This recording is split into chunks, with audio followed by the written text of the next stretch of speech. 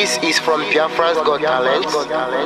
We are letting Biafrans know the reason why we should remember those who gave their lives for us, those who died, that we may live. You died to end my suffering. You died fighting for my freedom. Your blood is the seed of redemption. You are my inspiration. The deed no wrong with them, military shots at them. 67 to 70, we remember them. 2016, 38 May, memories still lives in our mind till today. Wonder why they refuse to publicize the genocide. The world media turn blind eyes to our plight. It's time to arise, land of the rising sun. Let's rise one more time, let's rise. Yo, we will never forget our fallen heroes, those who gave their life for us. Onitsha massacre, Iwata massacre, Aba massacre. We remember you. Alright. Tell them I battered me, oh. Remember when me tell you say I battered me, oh. Yeah, I remember that one that called us a Bruce Mero. But the way you go like a Papa Nuku. But then the way you me tell you what I look pandi, what pandi Samiro, me tell you what I day. For me the plan and the rest of man, I tell you what I am. Me never give up, me tell them heroes, I want to promise you something today. We must fight together, no retreat and no surrender. We must hold them down till the end of time.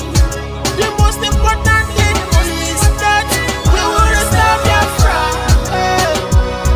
May your soul rest in peace. I look up to the sky with tears in my eye. For other Biafrans and for freedom had to die. We will never forget you as the days go by. You are always in my heart, we'll never be apart.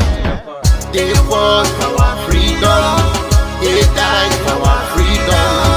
They fought the Nigerian soldiers in the war front, without food, without guns, for our freedom, for our life, for our own good, for our children. We love them, our heroes, we want them. My heart bleeds when I saw them slain. Where will I be now if not then? They will remain indelible in my heart forever, forever, forever, and never, and never, and never. We serve in your plantation, and the way you paid us back with your bloody starvation. We bled in our history, that the death of my people is a mystery. No going back to get to a victory. I had a voice now call for vengeance. I never get bombed, I'ma blow like a vengeance.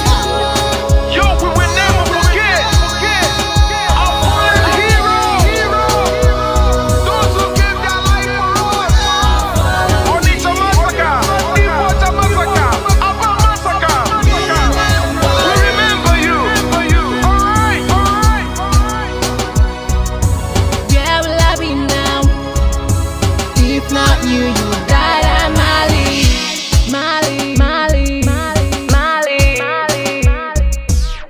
They were starved to death because of our freedom, and they paid the debt for our freedom. Flag high for those that died in the genocide, fighting for you and I.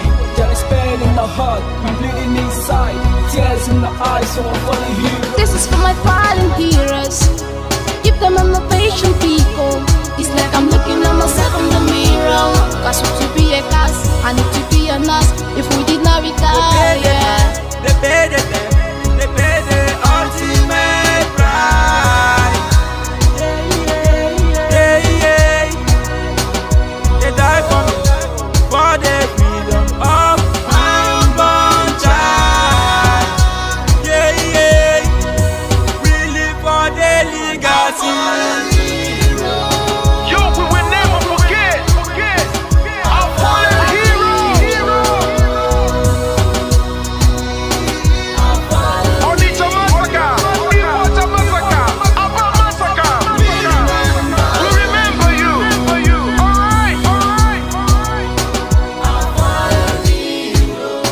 Yo, we will never forget our fallen heroes.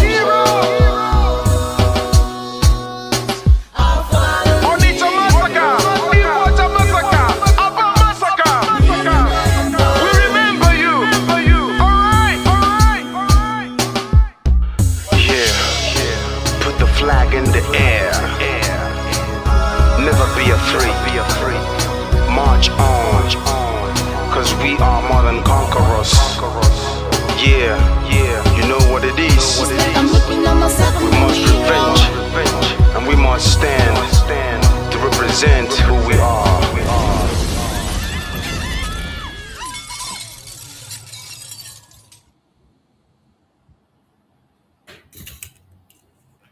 Fight on, brave boys, fight on, heroes of our fatherland.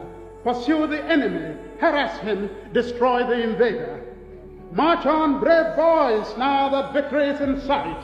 March on and hasten the disintegration of the enemy already set in motion.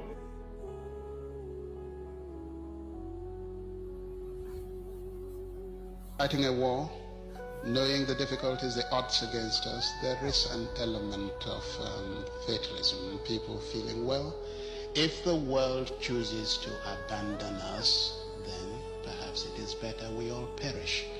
They don't ever consider a Biafra not free.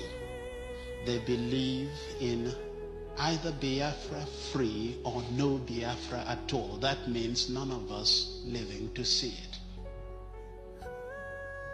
I need Biafra freedom. We Biafrans, we need Biafra freedom. For this, I decided, even to die, that Biafra must have its own freedom. I want us to work systematically towards the establishment of a good, progressive, and democratic society where all vestiges of privilege and social injustice will be abolished, and the rich contribute more for the welfare of the poor.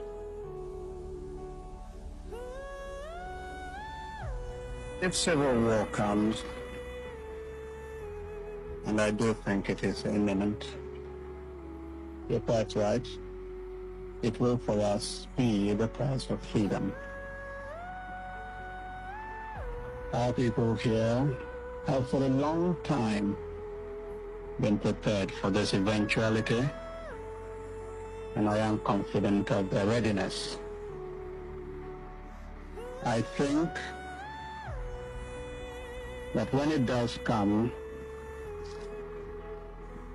that the people on the other side would be surprised as to what they're going to get. And I'm confident that it will not last long. We'll surely come out as a nation because we're fighting a just cause. Even a little child on the street will tell you this. We shall never go back to Nigeria again. God's grace will surely emerge as a nation. And so, as far as this war continues, we'll fight to the last man. This is what Biafra is, the end of the journey for a persecuted, massacred, pursued people. We have made all attempts at a democratic resolution of this crisis. I have offered open elections, plebiscite. I have offered just an open carte blanche suggestion, anybody who can find a democratic way of finding out the wishes of the people, let him suggest it and we will go for it. Another Savior, holy, holy, holy, holy, Adimebujuku. Another Savior, holy, holy, holy, holy, Adimebujuku. Another Savior, holy, holy. If you do not believe in what we are doing, then you better get out. We're not going to stop. God knows we can never stop until Biafra is restored. We are peace-loving people. We abhor death and killing of another soul. It's in our nature, that's how we are. But because of that, they have been coming and killing us all these years. We've kept quiet. They've been killing and killing and killing quiet. We have a case at the ICC. We have a case at Africa Union. We have a case of what else again pending before the UN in New York. We've been to Geneva to tender our case before UN. Till today, nothing. In fact, the more we complain to them, the more they come to abduct and rape our children, the more they come to kill us, the more they want to take over our land and our forests. And who told them that's going to be possible in our time? In a movement that I lead. You think you can come into our land and take it over? Oh dear. That means you don't know who we are.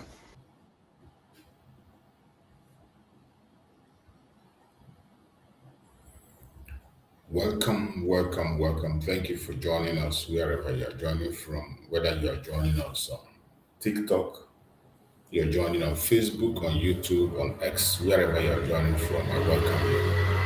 I thank you for being part of the program. I appreciate every one of you that is watching. As you join us either on TikTok, YouTube, Facebook, Twitter, like and share the program so that we can be able to relate and talk to each other this evening. It's an evening program and I'm not going to take much of your time, just to go to straight to the point. I'm here to keep my promise of dedication to the struggle, dedication to the message of Biafra on daily basis, regardless the challenges that are coming right, left, and center. So wherever you are watching from, I urge you to like and share the program. Share to everyone that is close to you. Share to family and friends. Click like. It is important you like the program so that we can overcome the challenges of obstructions. So wherever you are connected on, like and share so that others can join us. It's an evening program and it's Sunday. I wish you all a very happy Sunday, by the way. Happy Sunday to all the Christians, more especially Biafran Christians. I wish you all a very happy Sunday in this new month of August. A very interesting and special month for us, a month of dedication. And as many as have been here today, I hope those of us that are Christians, myself, I'm a Christian. Some of us have gone to church and come back, like myself. Many are still in the church and many are preparing to go. Regardless of your regarding to the area, your location where you are. So whichever location you are, if you are still in the church, don't forget to pray for Biafra. Don't forget to pray for our leaders.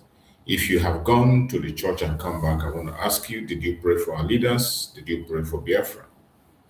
And if you are preparing to go, don't forget to pray for Biafra.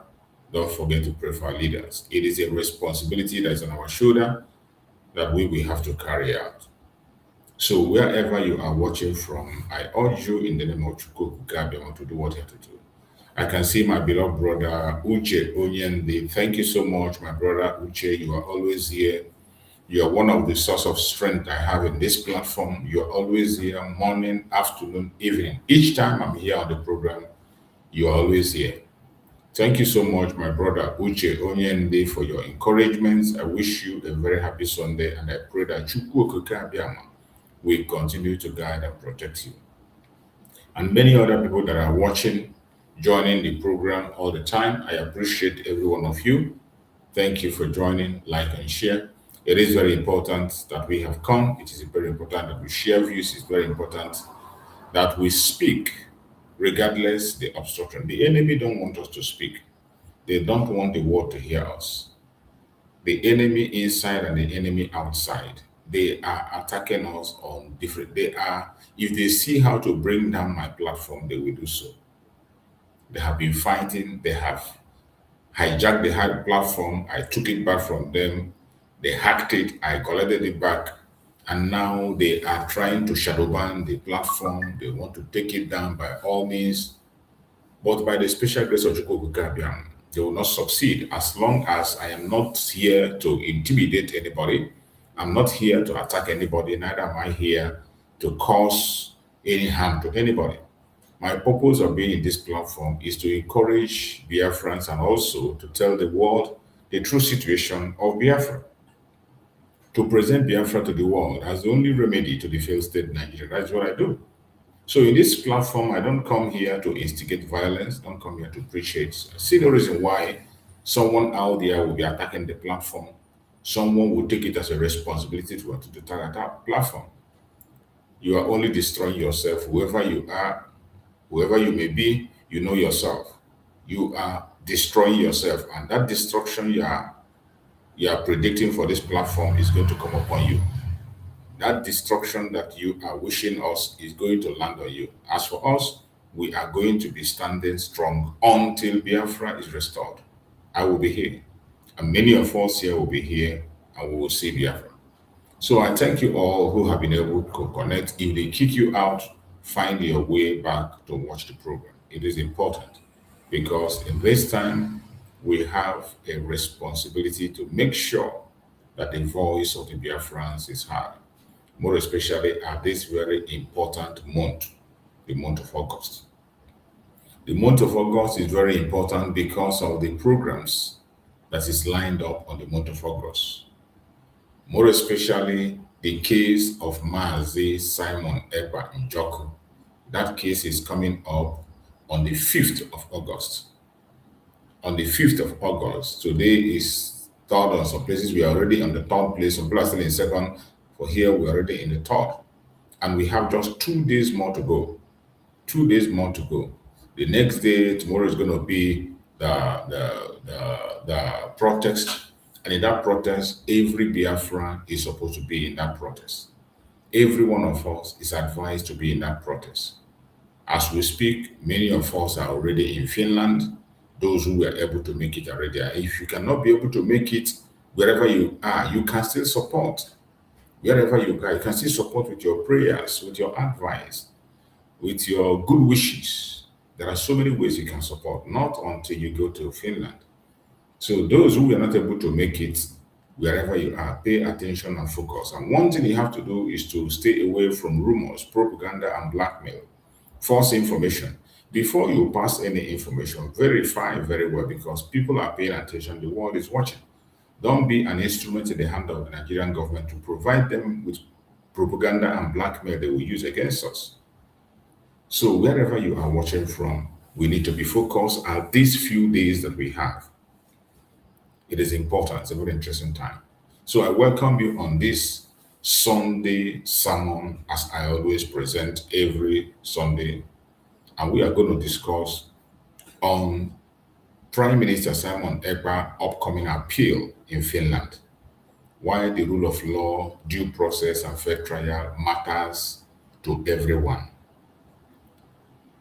That is what we are going to discuss this evening. From now until the end of the appeal, we will be talking about the issue of Mazi Simon Ekpa in support of his works, in support of his activities, and also calling the attention of the world on the needful to be done. So wherever you are watching me from, pay close attention for these few minutes and let's see what we can be able to get together. If you have a contribution to make, you can equally send a request and come up with your superior argument. It's allowed. So you are all welcome. My fellow Biafrans, I say good evening once again, whether you are watching from Biafra land, from Nigeria, Africa, Asia, Europe, America, Australia, Canada, New Zealand. You're watching us from Ukraine, you're watching from Russia, you're watching us from Iran or from Israel. Wherever you're watching from, I welcome you to this very program this evening. Thank you for taking the time to join us from different parts of the world. This evening discussion is about an issue that has attracted international attention, an upcoming appeal involving our Prime Minister, Mazi Simon Ekpa Njoku in Finland. The wider principle of the rule of law, due process, judicial independence, and fair legal proceedings, that is what we are going to discuss. This discussion is not about declaring anyone guilty or innocent. Those who are questions for the court to decide. All those ones, it is the court to decide, no matter what we say online or what we do, it is the court that will decide who is guilty and who is not guilty. But we have to call the attention, also call the attention of the international community to pay attention to what the court is doing and also call the court to make sure they obey the rule of law. But at the end, the question for the court to decide based on evidence and the law, who is guilty and who is not guilty. But we want them to pay attention to evidence and pay attention to the rule of law. I strongly believe that if these two things are being looked upon critically, our Prime Minister Mazi Simon Ekpa will join us in a few days to come. We will focus on broader questions. Why does due process matter in this case of our Prime Minister Mazi Simon Ekpa? These are what we're going to discuss.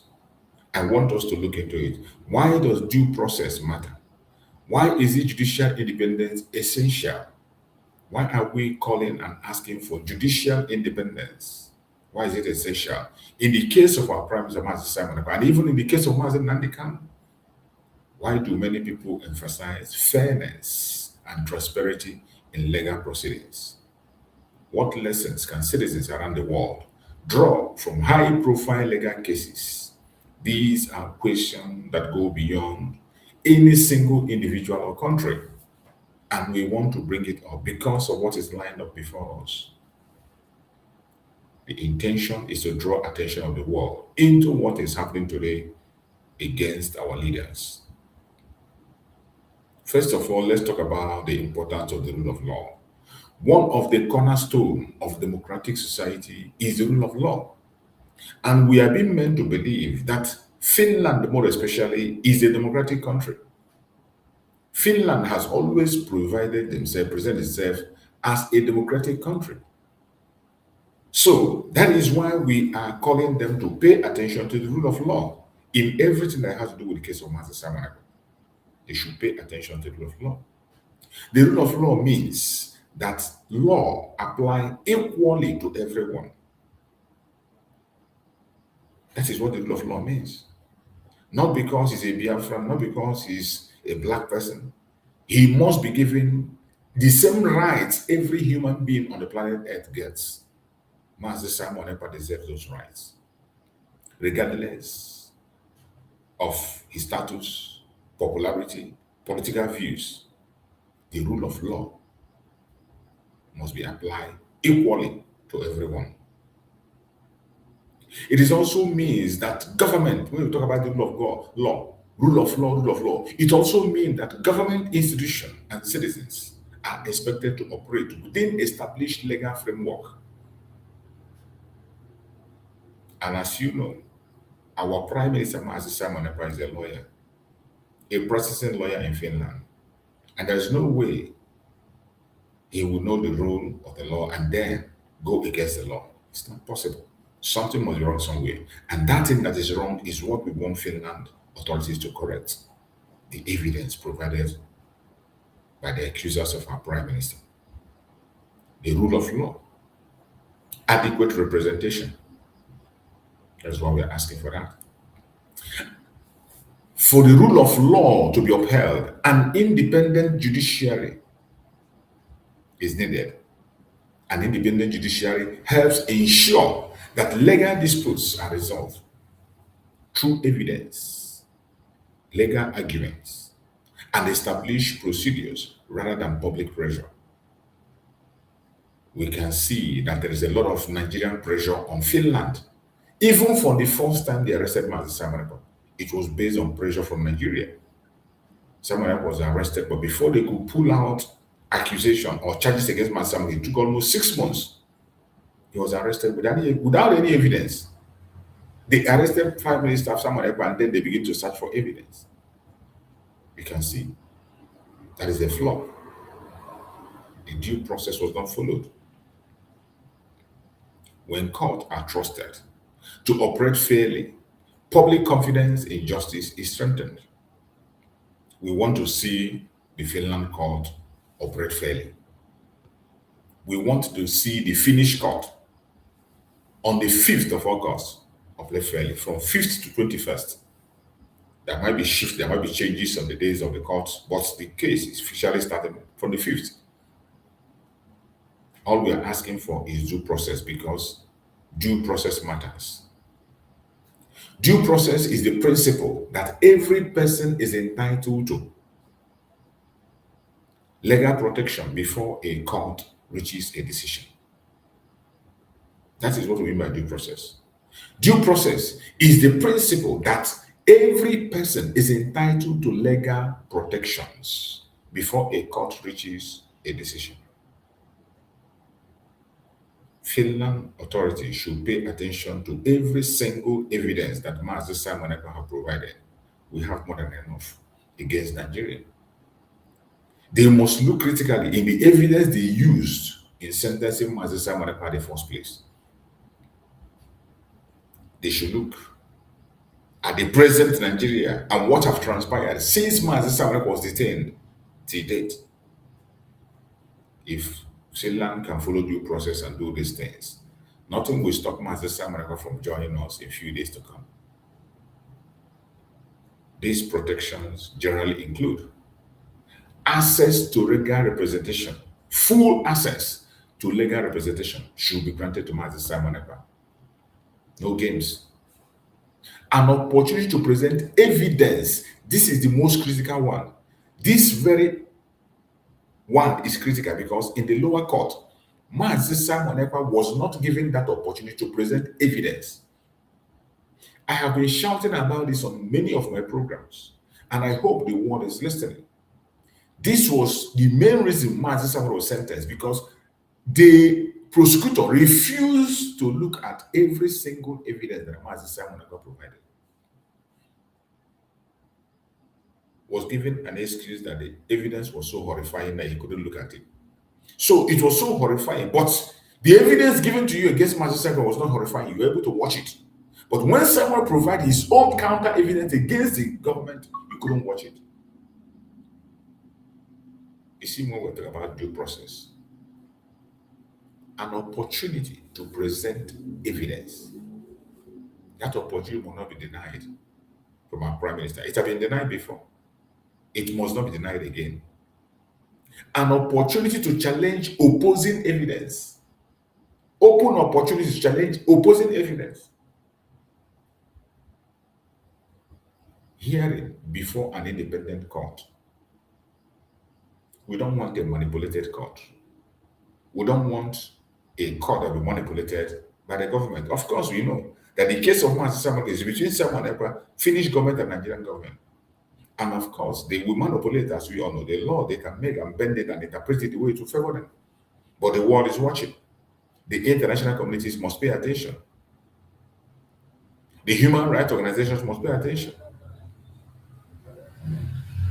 We cannot afford to allow any loopholes this time in this appeal of Mazi Simon Ekpa. Decision based on applicable laws. Every decision that will be taken must be based on applicable laws. These safeguards are important regardless of who is involved in the case.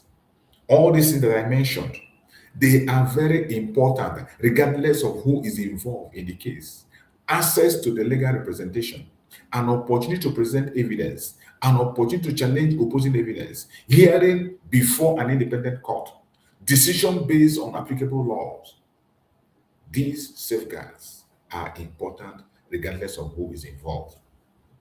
So we are asking for all these should be respected in the case of Mazi Simon Ekpa that is coming up on the 5th. Very important. And when we speak, I want everyone that come across this video to share it, because it's not meant for the Biafras alone. It's meant for the world, for the international communities and international organizations, human rights organizations, to pay attention to what is happening in Finland. I thank you, that so many of those organizations are going for the case and they are there to witness. And by the special grace of God, something good is going to come out for us. High-profile cases often attract international attention. Every high-profile case mostly attract international attention, and this is not different. The case of Mazi Nnamdi Kanu and the case of Mazi Simon Ekpa is a very high-profile case, and they are already attracting international attention. Cases involving public figures frequently generate intense public interest, like you have in the case of Mazi Simon Ekpa, Mazi Nnamdi Kanu. Supporters and critics alike often follow development closely, as we are already following. Media coverage, commentary, and public opinion can become highly polarized. I thank God that in the case of Mazi Simon Ekpa, we have heard that they will be televised. They say they're going to televise it maybe on Sunday after the case, that they're going to televise. So we are watching and we're going to follow him to see what transpires and how the whole case is going to go through. And we believe that by the special grace of Chukwu government, that everything will be on our own favor. At the same time, court are expected to make decision based on the evidence presented in court rather than on public sentiment. And that is what we are saying. The court of Finland should pay attention to the evidence. This is why it is important for them to look into the evidence that Mazi Simon Ekpa is presenting. In the lower court, Mazi Simon Ekpa was denied that opportunity. The sentence was pronounced based on evidence that was given against Mazi Simon Ekpa by the accusers. The prosecutor denied Mazi Simon Ekpa the opportunity to present his own evidence against the accusers. So do you think that the outcome will be the same if they had looked into the evidence of Mazi Simon Ekpa, which we have thousands of it, and as of today, there is more evidence is there. Practical ones that you can just look and see without somebody giving to you. But of course, it's in a law court. And I believe that the lawyers of Mazi Simon Ekpa have done their homework, and the human rights activists that have been conducted and all the other foreign lawyers that are conducted, they have done a lot of work. So something is going to give way. This discussion is important in maintaining confidence in judicial system. Very, very important. And Finland must pay attention. We know there are different perspectives. The case has prompted a range of viewpoints. Those of us who are supporting Mazi Simon Ekpa, we know him as an advocate for Biafra, self-determination. And we believe that his legal rights should be fully respected. That is all we're asking for. The only thing we are asking for is that the full right of Mazi Simon Ekpa should be respected. We are not asking for pity, leniency, or any special treatment. No. We are asking for the rule of law, fairness. He should be treated equal as other people have been treated. That is all we're asking. That's all we're asking.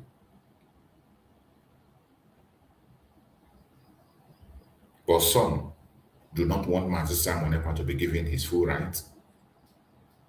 Some are using political languages and all that to deny him his rights, already condemning him even when the case is not done. And some who do not understand him, criticize him, call him different kinds of names, say they don't like his activities.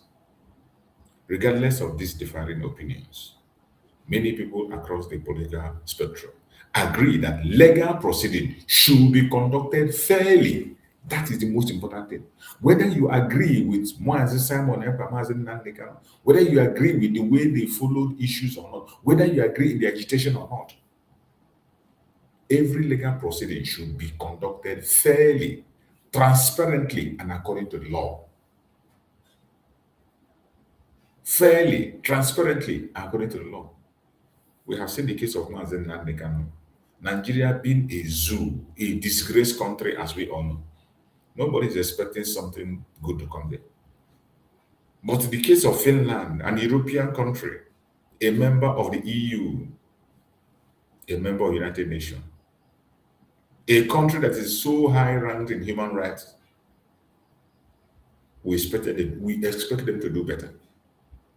We expect them to do better. There's no reason they would take an evidence from Nigeria and jail a person without proper investigation or looking into a counter evidence.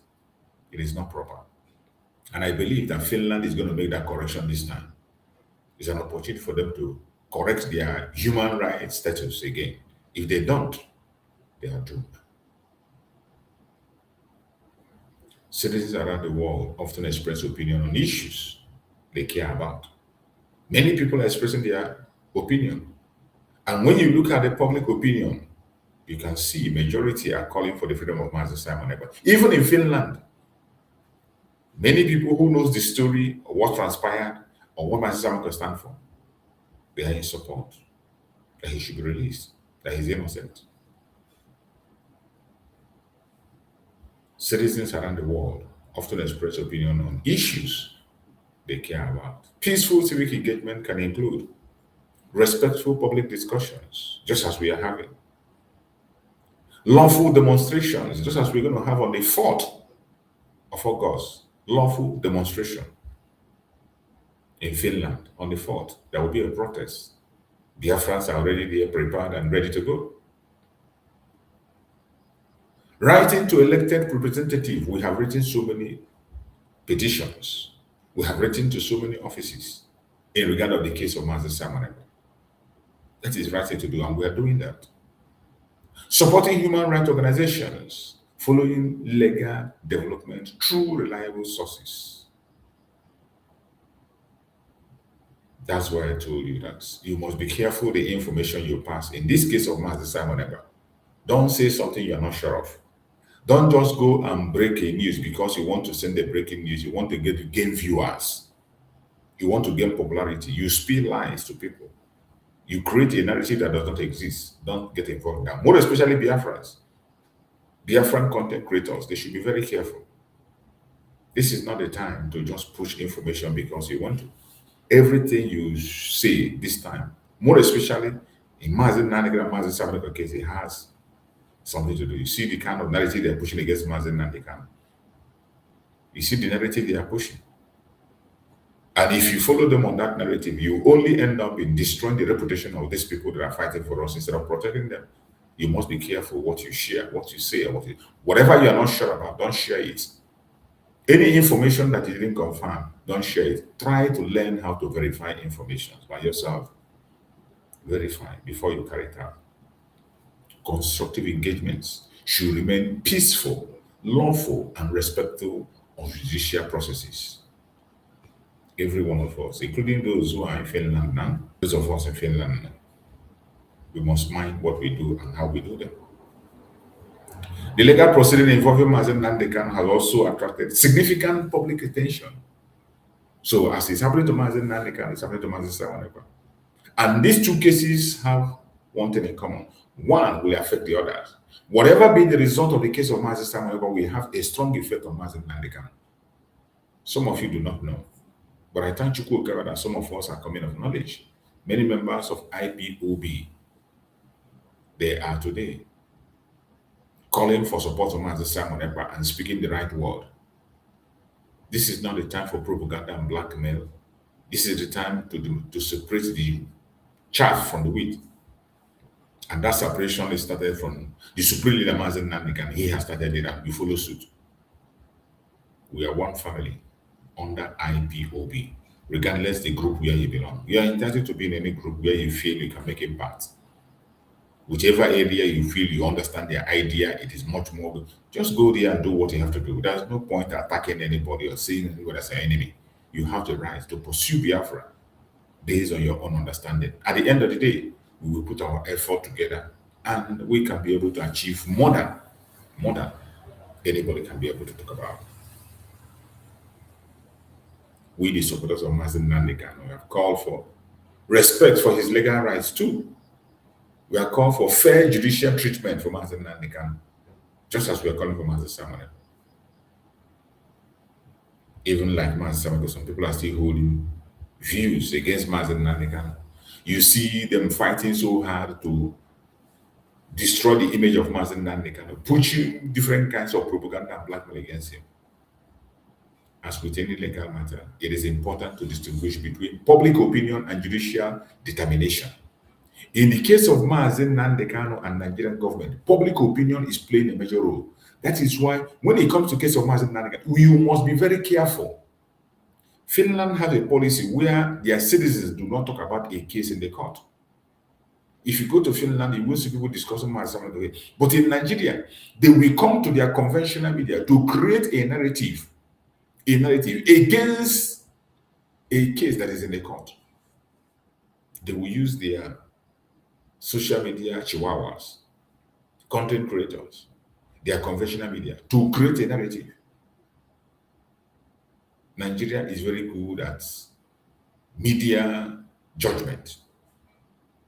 And that is why When it comes to the issue of Mazi Nnamdi Kanu, we are paying close attention. Whenever we see such nonsense, we debunk it. Like the idiot that came to call for the death of Mazi Nnamdi Kanu and opened his mouth critically and said that taking the life of Mazi Nnamdi Kanu will restore normalcy in Biafra. That is madness taken too far. And you think it's a joke. You think he just came to say that. That was an attempt to create a narrative. That was an attempt to create a narrative to turn the people against Mazi Nnamdi Kanu. Nigeria has been doing that. They have tried that with the first set. The first group came. Guruago, Udele, Nneka Chimezie. They came, the VOS, they came together and they were preaching a narrative against Mazi Nnamdi Kanu, just to paint him, just to detach the public love that we have for him, to detach the public opinion from him, to remove the public opinion on his own advantage. That was the major work Nigeria wanted to do. Nigeria wanted to do with Guruago, Udele, Nneka Chimezie. They were the ones in front line of this attack. And then they sacked DOS. They were using them to create a narrative to show the world that Biafrans are no longer with Mazi Nnamdi Kanu. That is what they were doing. But I thank you, that Biafrans are very, very wise. Biafrans, we are not sleeping. We were all awake and we were watching. Biafrans did not blink, not even for a second. We didn't blink. We didn't blink. We followed them bumper to bumper. We fought them head on and continue to fight them till tomorrow. I appreciate the media warriors who are online, some content creators that are saying in their heart, who have rejected that narrative because it doesn't stand. Every single lie they had against Mazi Nnamdi Kanu, it's all a lie, propaganda and lies. There is no evidence anywhere to show that Mazi Nnamdi Kanu was against his people or was doing anything for his own personal interest. A man that have lost his own career, lost his own parents, lost his cousins, lost a lot of his followers, and yet was given a lot of offer, financial offer, positions, resources, and yet he said, no, all I want is something that's going to benefit my people. And yet, the same people he is fighting for will on camera and begin to speak against him. You should know that it's not ordinary. But I thank Chukwu Okikabiyama that a good number of Biafrans, more than 90% of Biafrans, are standing 100% beside Mazi Nnamdi Kanu. And there is no amount of blackmail and propaganda that will change that. The more you blackmail him, the more you make us love him more. The more you blackmail Mazi Simon Ekpa, the more you make us love him more.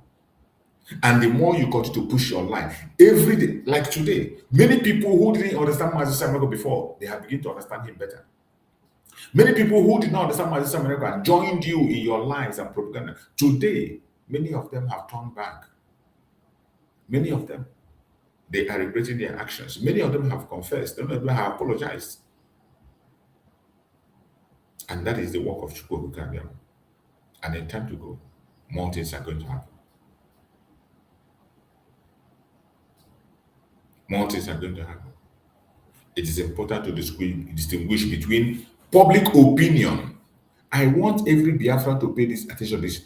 Sometimes we don't even know which one is the fact, which one is a suggestion, which one is just an idea that someone just brought up. We don't differentiate. So many of us in the media, more especially the content creators, they don't know the difference between fact and rumor. They don't know the difference between fact and rumor. The way they report, the way they make their titles, you begin to wonder, on which planet are these people living?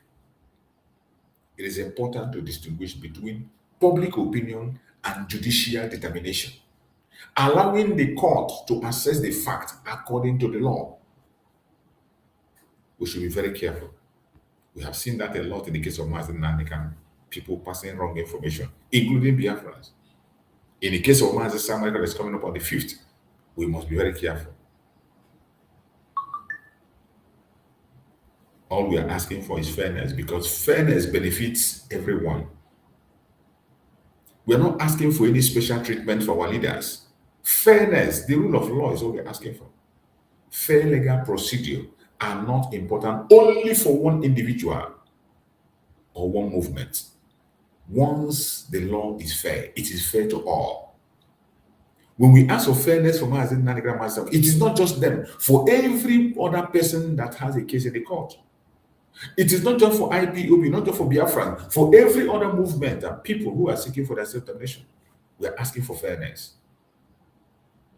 When we ask for fairness, fairness for all. Fairness protects everyone. When there is fairness, it protects everyone without anybody left out. Strong legal institution helps safeguard the rights of defendants, victims, witnesses, and the wider public. Public trust grows when courts are seen as independent, transparent, and committed to justice.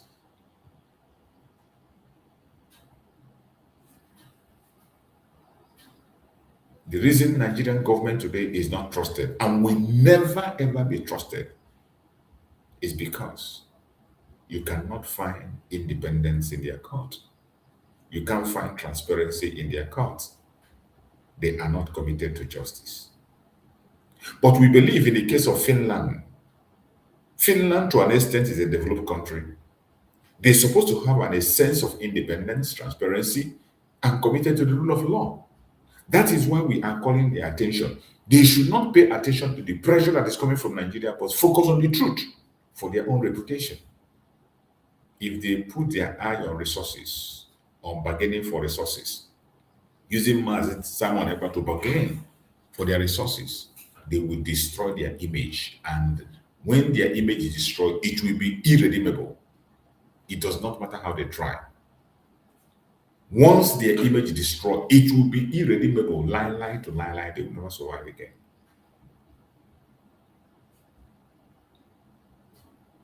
That is why we are calling their attention.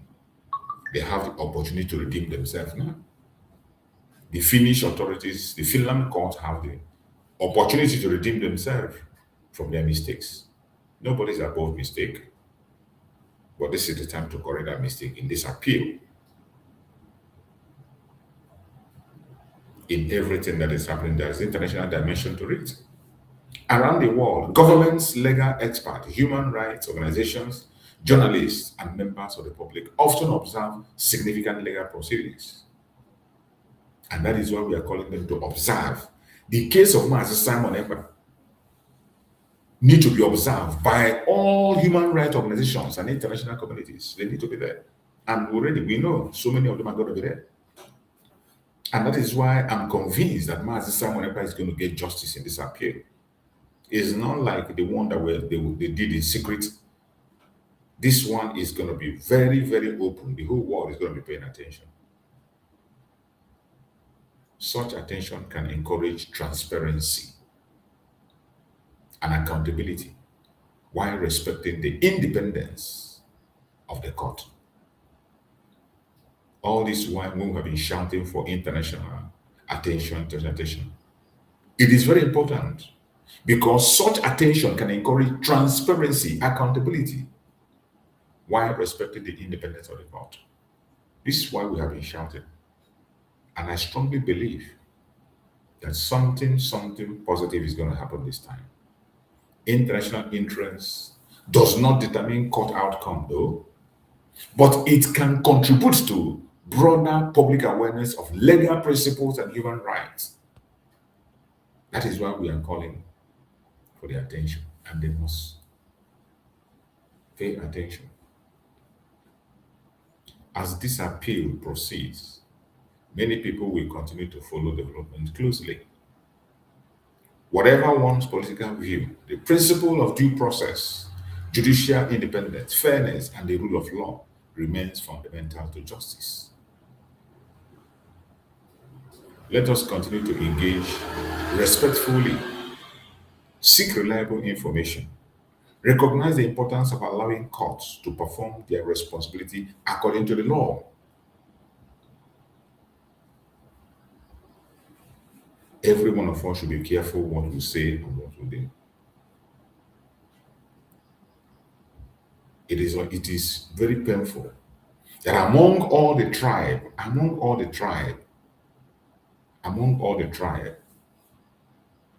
in Nigeria. It is the Biafran people that do not know how to preserve themselves. Among all the tribes, the major tribe, Hausa, Igbo, Yoruba, and even others, it's only the Igbos that are not paying attention to self-preservation. I'm going to play a video. That's a video that I think I have played that video before, but I need to play that video to pass a message that was preached by a Reverend Father. That message of that Reverend Father, this is the time to go back to them. For us, maybe, just maybe, some of us will learn our lesson. Some of us have done so much damage to ourselves, so much irreparable damages, and I think it is time for us to go back to base. It is time for us to rethink about what we do and how we do what we do, because a lot has happened in the past, and we cannot continue to allow this to happen. We cannot continue to allow evil to happen. So many that happened in the past. I want us to pay attention to this very video I'm about to play. Let us learn a little lesson in it. The failure of the Biafran people, the Igbo people more especially, we have failed in so many places. The unwillingness to defend ourselves and protect ourselves, to preserve whom we are. We are very good in selling out our brothers. We are very good in selling ourselves. We are very good in leading our own people to the slaughter. That is not a good thing. It is not. It is not. And we need to stop that as soon as possible. We need to stop that. Let's listen to this. Something is wrong with you. Something is wrong with you. Money mama, money hand weekend. Like it they say like online. On money have the truth of what we see. They go there for the no bionya. Iga malaria ka pop be from good people from Powobi. Now even all the tribes when in Nigeria, up no one even even from Bible. The only tribe know how to protect their own. So the elites how to fight and protect their own. Not in the Bible now. But you go one time I can money prayer that when I'm the best prayer because actually we work on this. Did you hear that? Did you hear that? That is wrong and truth. And I want you to hear his explanation more for you to understand that everything he's saying is just the truth. Now, eventually, and the government in Nigeria, the man, we're Koega, we're Junior Nanga.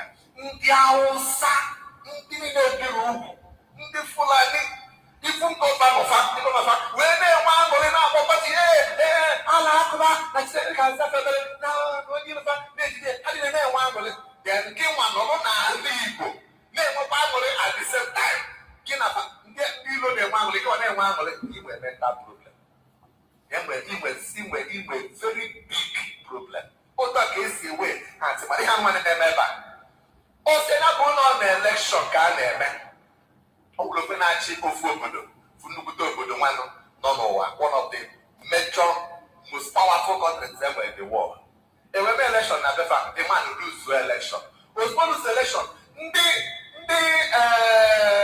terrorists, the Hamas, the ISIS, the Al Qaeda, the Boko Haram. They want to now, but now, one now, the man at the election. Come on, nobody be on them. The man at the election, even problem. If I can deal now because of an event, give us now because of that same event, you have a problem. Very serious problem. Very serious problem. Even in our because of the better person of Israel. It's okay, they know begin.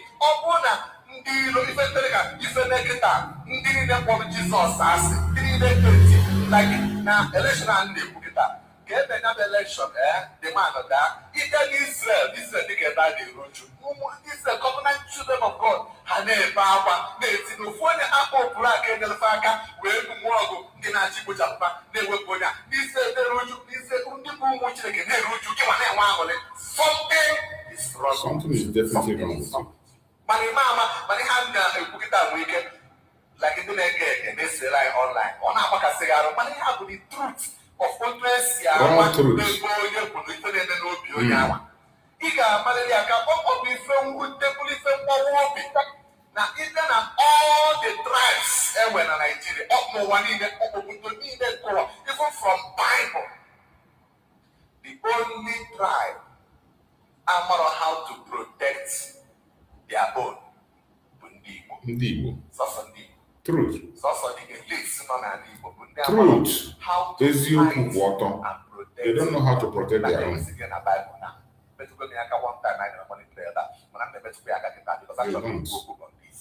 Maka na ihe ahụ maka ejide na-asị sakụkwa anya n'ebe ndị ilo nọ sepụta ka ndị ilo ya na faghị enwebe ahụ na mmadụ ebido tebe egwu ahụ bikos na ife otiti dakwasịrị ha nwa n'obodo Israel ndị Igbo mmemosorilisa aghọtara ya ọya bata ịbịa wọchịa over the weekend ụmụ okoro na ndị ntorobịa nọ na Yoruba bịa na-asị na ha ga-enwe Yoruba nation ha ga-eme Yoruba nation na-ekwusi eke ndị polisi wọnọtasị na ụna anwakwa na anwapụta ụna anwakwa na anwa ụna atrai kwanye atrai a na-atapụ na apụtabara pasị na ọsọ kwee n'igwe metụ anyị na ha ga-etigbu ọmara ruo ụbọchị awa everybody is really surprised anụpụta ma ha kwụ aka n'owe mee mana na-eme na ha chọrọ Yoruba nation ike na-egbu ha na-eme ha na wọchịa vidiyo ya wọchịa otu esi wee gosi ha ma niile ife ndị Nigerian polisi na amị bedebe bụ ịpụta na-agba ha mmiri biko gbasasịa ọsụsụ ofu nwatakịrị ka asị dị 40 years ka asị na anọ ọnwụ ya a na-asị na ọsịtịrị they will shoot. Try ya na Igbo ụmụ okorobịa Igbo pụta n'okpukpe na anyị chọrọ Igbo nation na-ekwuru na ụlọ emere anyị ụbọchị dị otu a ụbọchị ahụ ga-erurupụta I am telling you a ga-agwa ụlọ pieces kwa ozu mmadụ amadị less than 100 ka atọgba ebe gịnị bụ the difference bụ na ndị Yoruba mara na their elites ndị bụ ndị ọnụnụ n'okwu ga-akwụ ụmụ ha n'azụ and a ga-anụ ọgụgụ ife mekwa na ndị a papa na-emeti ya papa dị emeti ya they will fight and protect their own. Definitely. Na Fulani herdsmen na-awagharị n'ọfịa na-aga n'obodo na-asụọta ndị mmadụ na-alụ na-ekpuwasị ndị mmadụ isi gịnị kpatara wee ruo tata na aka akpọrọ n'afa terrorist organization why? Because na ndị befa ma how to protect their own. Ị na-ekwasị gị rakwa na ụmụnne anyị amara our misguided brothers that we need to call them to order no nwayọ alọta our misguided misdirected brothers. So you said kama federal government ga-ekwu okwu megide ha ga na-ekwu okwu na si chọọrọ fa cattle route ụzọ efufa ga-esi aga ọ bụ na fa mebie ịkọsịa rice kọsịa akpụ ha taa ya enwere iwe emesịa ka nye gị compensation. Even if the government in the level is to defend them, federal government has never come out to condemn the Fulani experiment. Why? Because that people need finance. Exactly. Then Boko Haram can go away before we declare Boko Haram terrorist organization. Making the lab, making the book, taking the server. Exactly. If did you hear the message? Is there any lie in what he's saying? The only people that does not know how to protect the Nkefa bụ ndị Igbo, more especially our Igbo leaders. Our Igbo leaders, they don't want, they can never make any attempt to protect them. Sell out, find out, sell out. Sell out Nkefa, a very disturbing one. Can you challenge what this man is saying as the truth? Can you challenge the information he's given as the truth? Brothers. So, you said, come on, federal government ga-ekwu okwu megide ha na-ekwu okwu na si chọọrọ fa cattle route ụzọ efufa ga-esi aga ọ bụ na fa mebie ịkọsịa rice kọsịa akpụ ha taa ya enwere iwe emesịa ka nye gị compensation. Even if the government in the level is to defend them, federal government has never come out to condemn the Fulani experiment. Why? Because nothing of finance. Then Boko Haram can go away before we declare Boko Haram terrorist organization. Making the lab, making the book, taking so the local government. The better say before I went up, even one of the people and people they protect because we know today Yes. they still protect their. They recruit them into the military. Pardon now. Reintegration. Then warfare, never bread.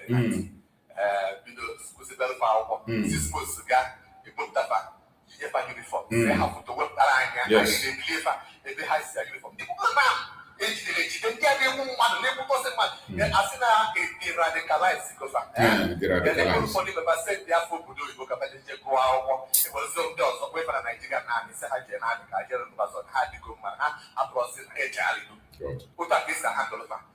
same Nigerian government did the IPOP. The IPOP. Our answer, and we have an answer. India will have India. We are for the you dehumanize them, you mess them up, you do a lot of things to them, and then listen,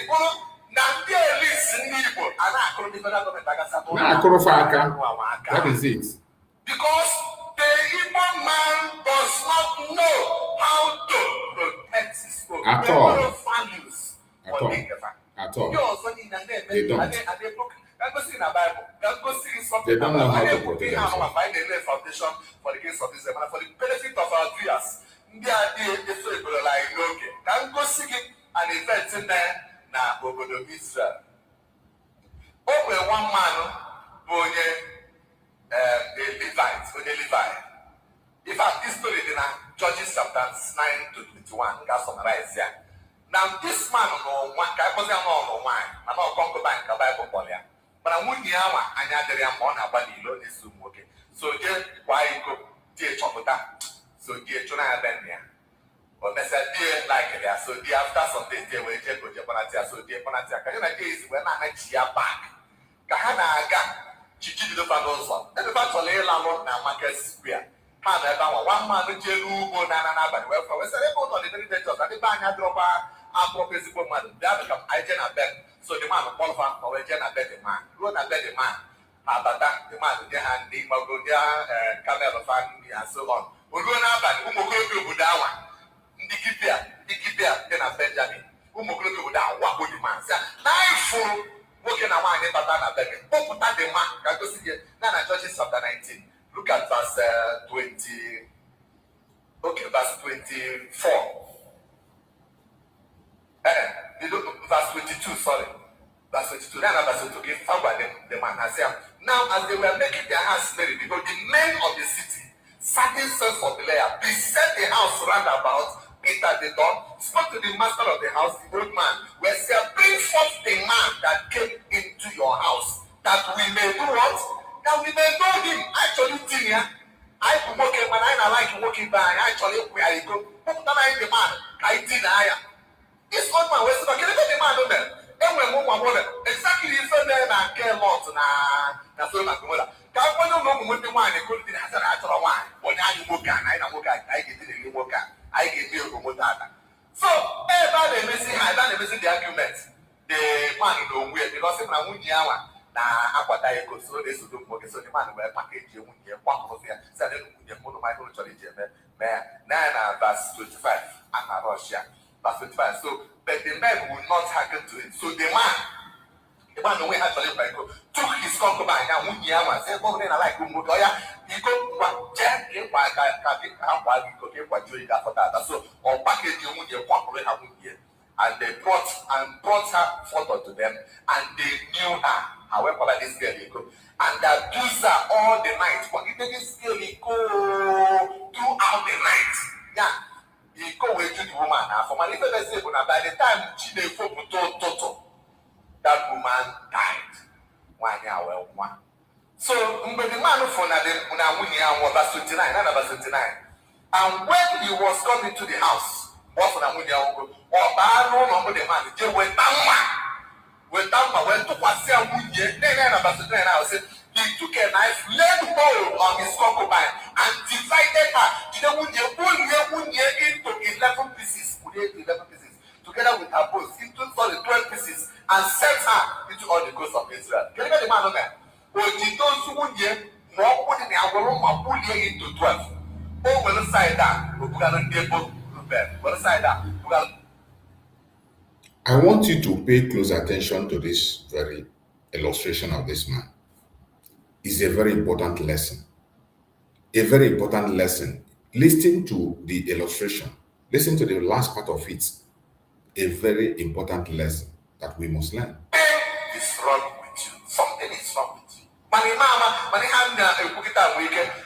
Like it didn't they say like online. On a back a cigar, money have the truth of what we see. They go in there, put it in the road, you know. Iga, Malaria, what we film with the police and war. Now, even all the tribes everywhere in Nigeria, up no one even from Bible. The only tribe know how to protect their own. So the elites how to fight and protect their own. Not everything in the Bible now. It is very painful. It is very painful. The illustration of this man, I want to look today. I'm looking for the last part of this message of this man. I want you to pay attention to the last part of his message. The last part of his message is very, very touching. You are going to learn a great lesson from the last part of the message. What transpired after they insult that woman, they killed that woman. The husband slaughtered the woman and sent the parts. Oh, well, side that, we're going to get well, side that, we're going to get the officer, the Benjamin, how about the warrior or more, we're going to Judah, we're going to Zebulon, the Naphtali, and so on and so forth. So when this cell does only have a house in back, now the very farm, wow, now I'm a short, this cell, you can find the way the meeting where Cindy Benjamin, oh, no, Mama, Cameli, oh, my Zapalica, I do have an long, no, they have a question there over the Israel. They might be funny thing. Benjamin, where oh, yeah, the Benaga. I said, the way you want you to get back. You see, but I'm not they protected their code. Yes. They shielded their code. Even though they were wrong. Even though they were wrong and they know them, they protected their own. We won't release them. So everybody protected this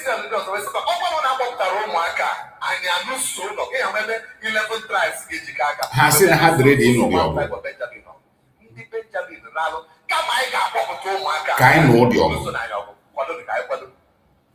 that is self-preservation.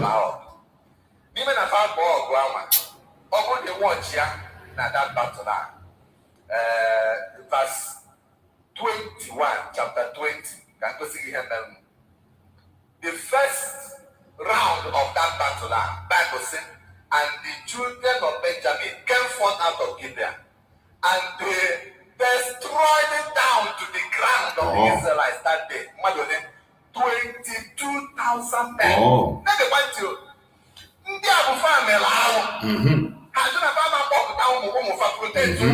they are one. 11 tribes were even so how many? For protecting their own. God fought for them. Israel in the war, Israel 22,000. They protected their own. Reconcile that. Israel next year, simple. Israel went around to verse 23. Verse 23 was, and the children of Israel went up and wept before the Lord until evening. Now, sorry, down at verse 25. 25 was, and Benjamin went forth against them out of Gibeon the second day, was in Ekpa, and they destroyed down to the ground of the children of Israel 18,000 men. All of them were people that were drawing the sword. Around two. Benjamin, who was at 18,000. If I call 18,000 for 22,000, or the 40,000 Israel, who's not the why? Because each one of the Benjamin is I say that I now want to protect our misdirected brethren. Absolutely. No, I fight for them. How to fight for their own use. Except the Igbos. Even I used to this one was made a mistake. You will first of all, not go effect people. You will not all you will chago dog when they see but that's any mono. You will not go to the close to the road. Yes. They were definitely not support her. All that I see against it. But they put up publicly, they go see how we are. Or fear to control them. That is exactly the situation I want to get out of Igbo land. And even this story that you will discover wisdom of God about this, I don't know, how we decided about when that Aja. Benjamin and Kevin, you are very good then, I am very good then. Because they were fighting the blood. You see, this message is very important, and this message is for every Igbo person. Those of us that come online to castigate Mazi Nnamdi Kanu, castigate Mazi Simon Ekpa. You might not like their method of approach, and you don't have any method that is better than theirs. You are not even making any effort or providing any solution, but you channel all your energy in attacking them. You channel all your energy up to the extent of calling for their death. A fellow Igbo man, shame on you. Shame on you, more especially all these political elites. Look at Soludo. Soludo is sponsoring people, sponsoring the attack of Mazi Nnamdi Kanu to destroy the image of Mazi Nnamdi Kanu and make sure that Mazi Nnamdi Kanu is murdered. Soludo was the first person that came out and said that releasing Mazi Nnamdi Kanu will not bring peace in Biafra land. Soludo was the first person that made that statement, that releasing Mazi Nnamdi Kanu will not bring peace to Biafra land. Hope Uzodinma is there doing his own. Every time he's inviting military against his own brothers and sisters. Peter Mba is there, selling his own land and his brothers to the Janjaweed. Among all of them, the only one that is still saying is the Abia State governor. Only Governor Oti, after 60 years, only Governor Oti was able to give Agironsi a befitting remembrance. After 60 years, the first military president of Nigeria only got a befitting remembrance after 60 years, thanks to Oti. If not for Governor Oti, nobody's going to do it. And it is their responsibility. If Mazi Nnamdi Kanu come out tomorrow and say, let us observe an important celebration for Agironsi, they will say Mazi Nnamdi Kanu is disobedient. Why are you doing it? Our Heroes Day, it is Mazi Nnamdi Kanu that put in place Heroes Day, 30th May every year. And when he introduced that 30th May, they fought him. They fought Mazi Nnamdi Kanu different places, called him different kinds of names. And Mazi Nnamdi Kanu stood his ground until many of them come on board and begin to observe it. And you see how wicked they are. Even as they adopted now, they want to change it. They say they want to change the Biafra Heroes Day to Igbo Day. Bunch of idiots. They always that they cannot use their brain. Some of them are working hard to change Biafra Heroes Day to Igbo Day. And even an idiot was making that suggestion. Fawote and media, and they saw that Biafrans don't care about that nonsense Igbo rubbish they are presenting. If you want to do your Igbo whatever, go and do your Igbo Day. Why do you have to use it to disrupt the Biafra Heroes Day? A day that millions of Biafrans, 5 million and more, children and women were murdered. Some of them hate Mazi Nnamdi Kanu because of that, because that Heroes Day is attached to his name and his achievement. Something you cannot do, somebody else do it. You get angry. The same way the security of Biafra and ESN was created after Mazi Nnamdi Kanu has called them many times, told these people who are supposed to do this illegally, Create a security outfit. They are coming. They are coming. Fulanis are coming. Terrorists are coming. Create a security outfit. Mazi Nnamdi Kanu announced it more than a year. They didn't do anything. Other regions were creating their own creating, and Mazi Nnamdi Kanu created the ESN. Instead of them to applaud that initiative, what did they do? Only that time they went and created a Bubago to counter the ESN. The ESN that the whole Southeastern region embraced. When Mazi Nnamdi Kanu launched them, they were embraced. Nobody spoke against it. Nobody attacked it. Nobody attacked it. They were embraced and accepted. No single person attacked it. They went and created a Bubago. You and I know that after creating a Bubago, that was protest in the whole Biafra land was protesting that they don't want a Bubago. The entire Biafra land went on protest, say, we don't want a Bubago. There was a protest.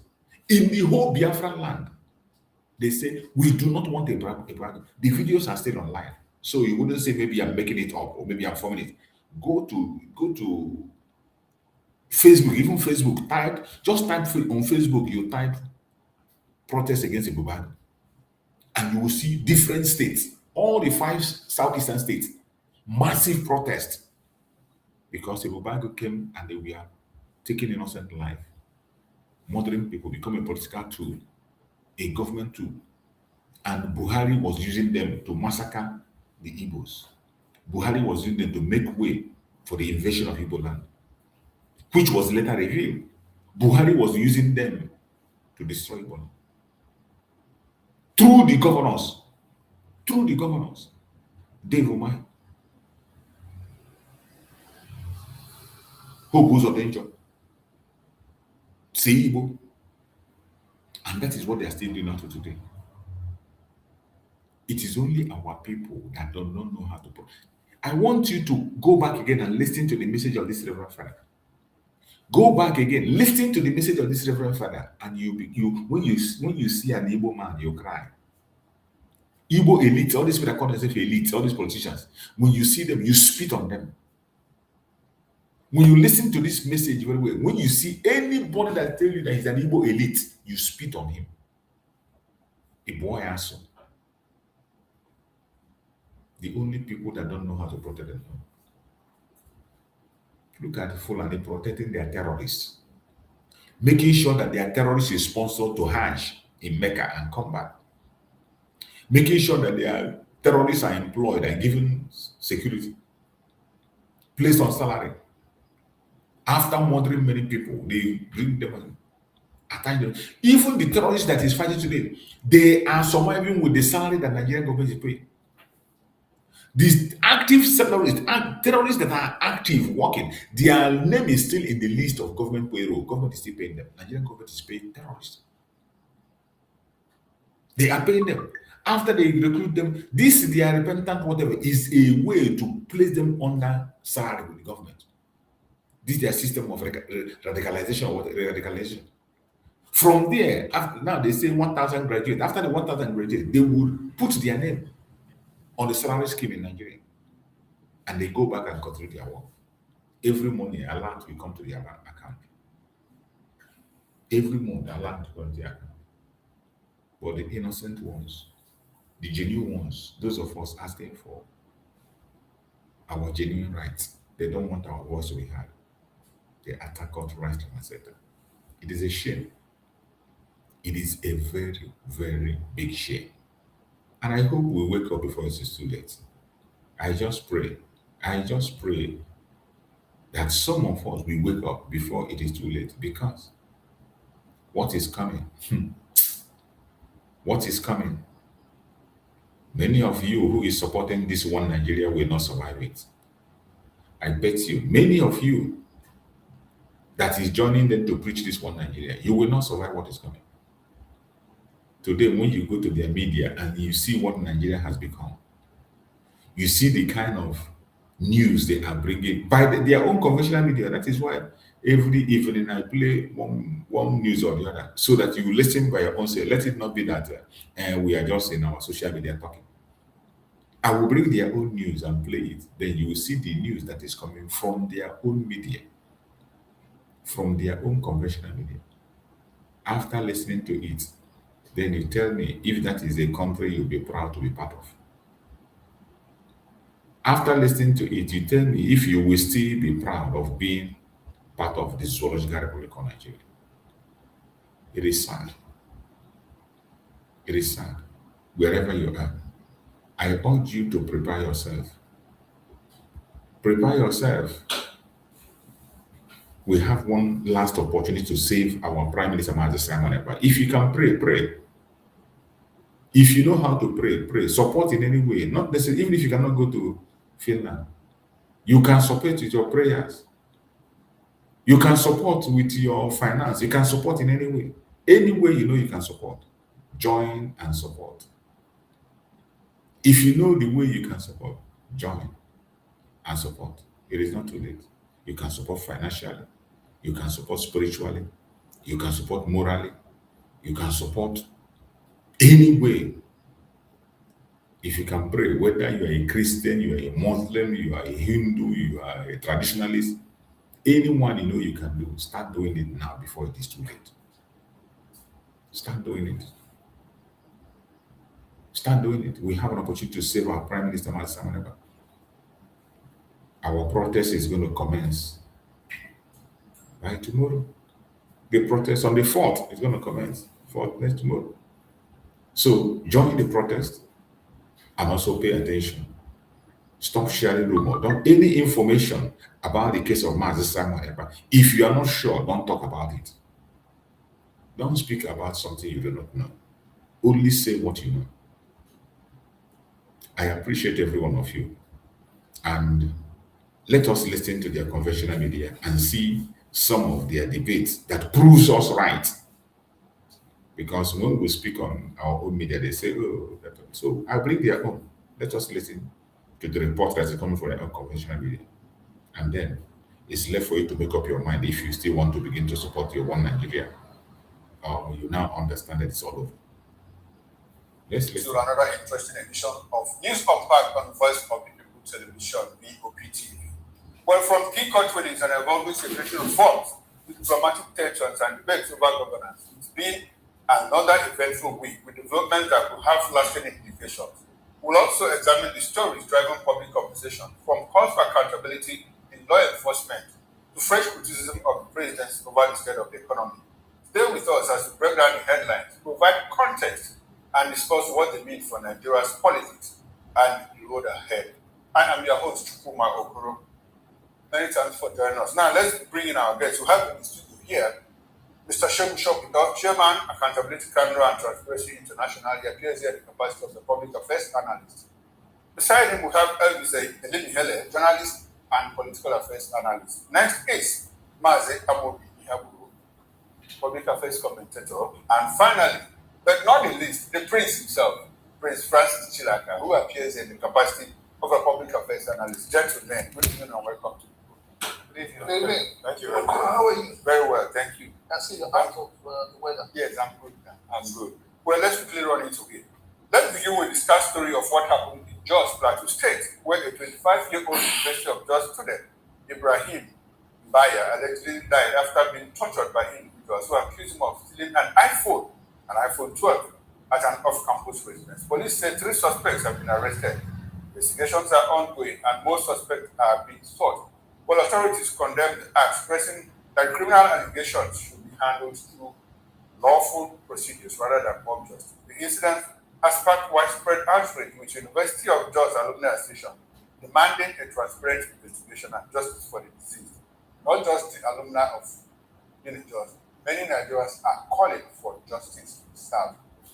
Well, how do we get to this law in our national psyche that petty thieves are treated as common criminals, while big thieves are shielded from victims?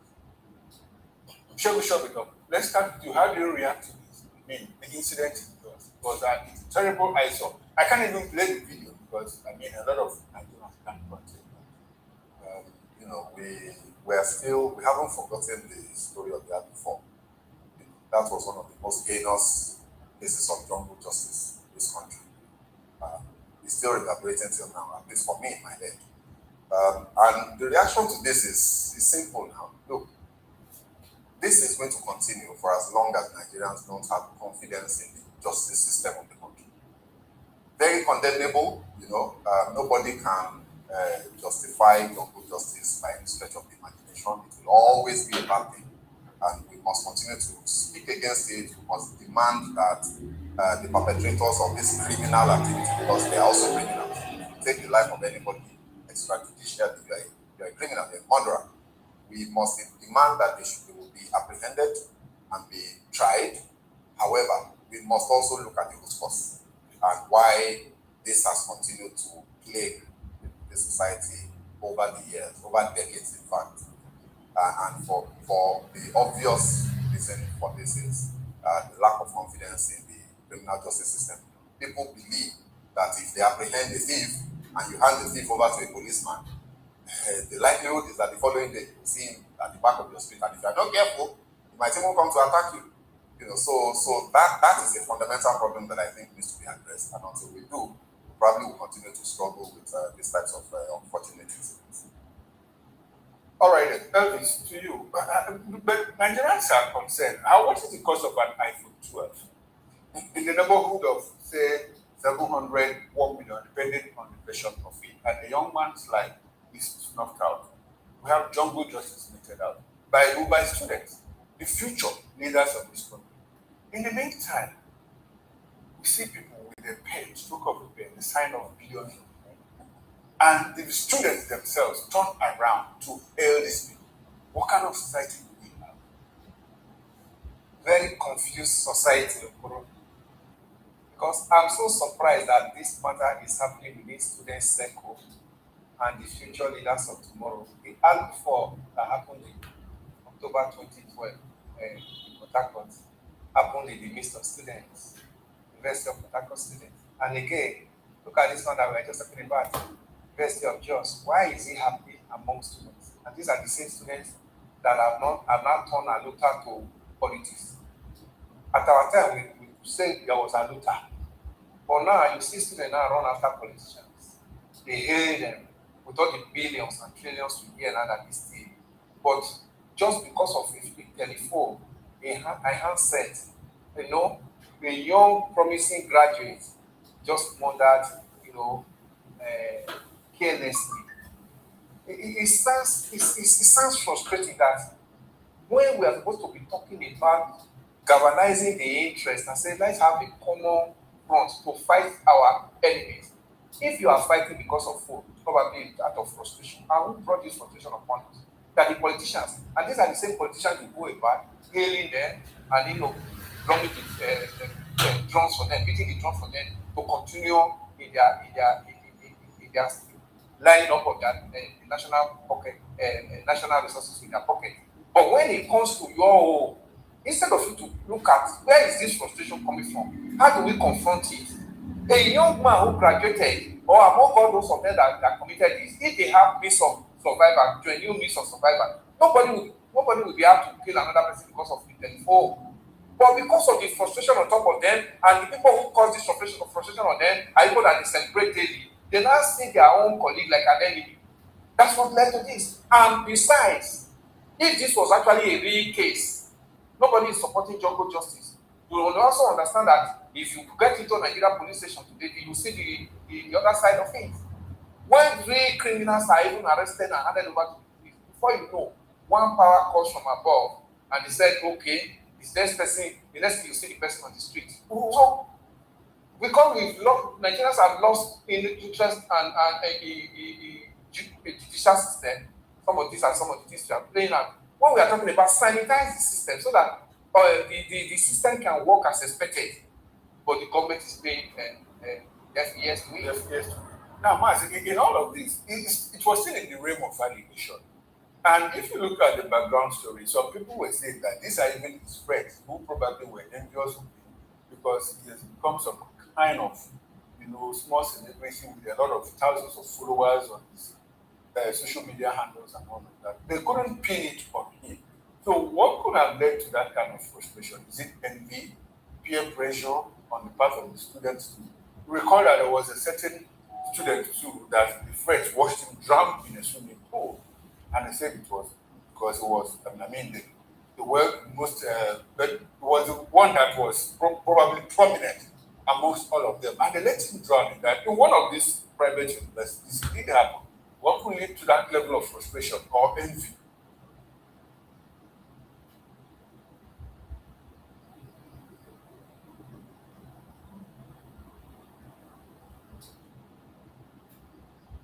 What's their source of income?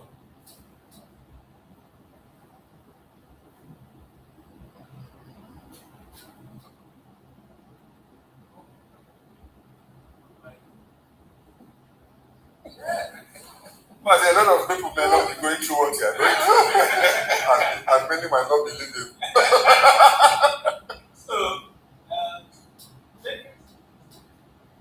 Okay, Mazi, I'd like for you to hold on to your line of thought. I'll come back to. We need to fix something here. Prince, how do you react to the development?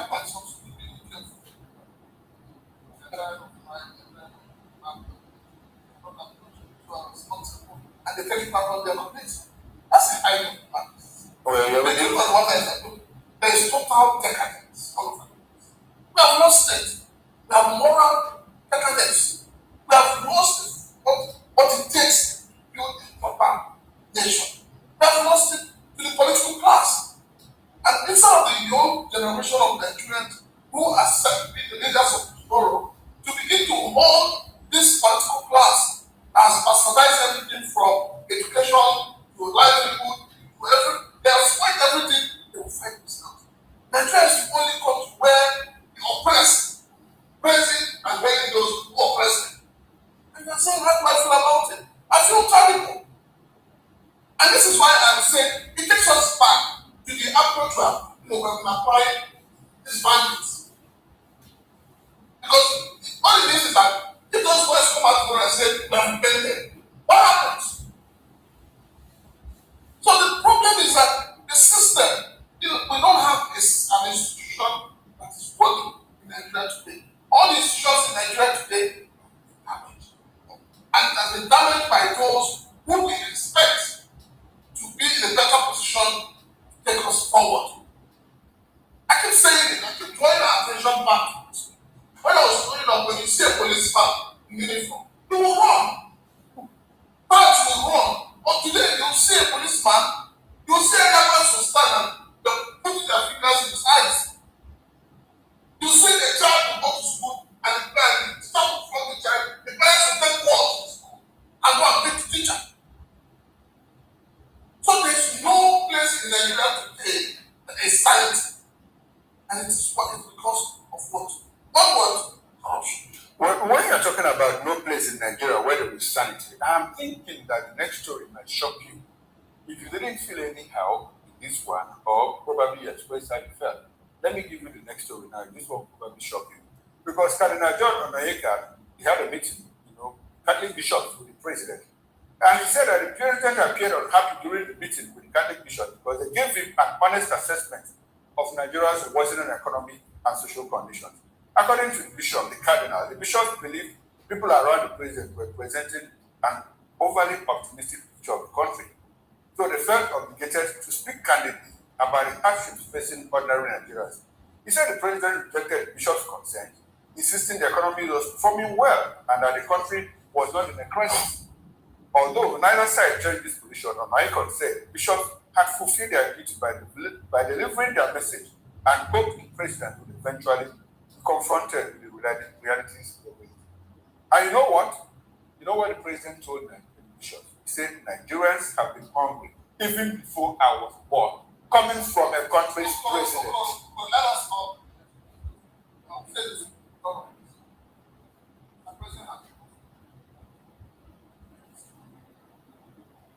And that's why I'm saying that it is time to stop having old men. Because there's an age thing, even as a father, and you no longer listen to the way the children will expect you to listen. And unfortunately, Nigeria is a country where those who work with the president, those they're not interested, they're not patriotic. It's about their pocket. I was watching a video yesterday. I don't know if it came online, but I was watching a video yesterday where the other president was talking about, investigating those who have believed themselves corrupt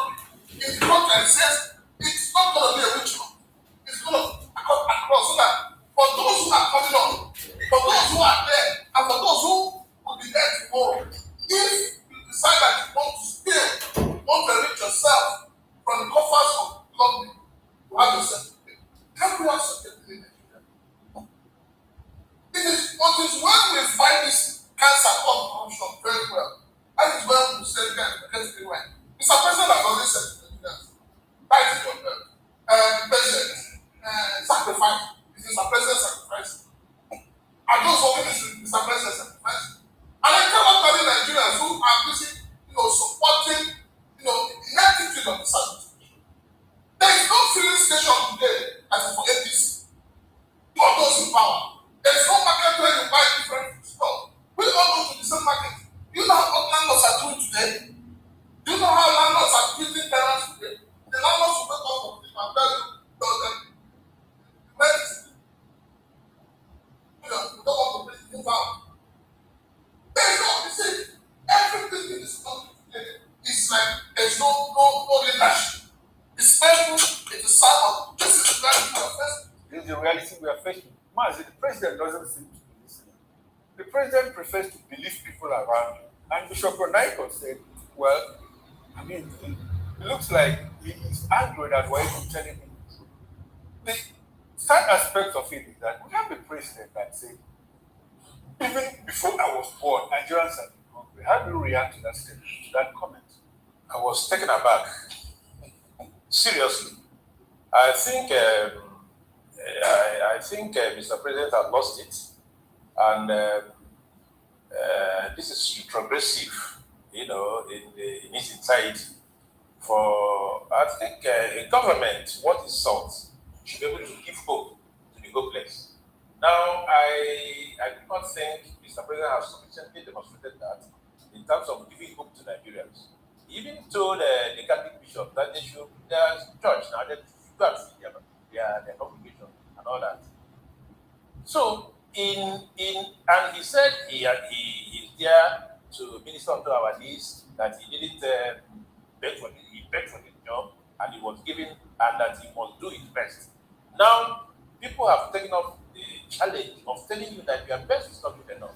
Please, Mr. President, improve. And you see, one thing with this administration is that of late, they are becoming too belligerent. If you hold different views on how the economy will, be and all that, they will think you are fighting them. It's not my fight. What is happening in this economy presently is for a concerted effort towards achieving an economic growth.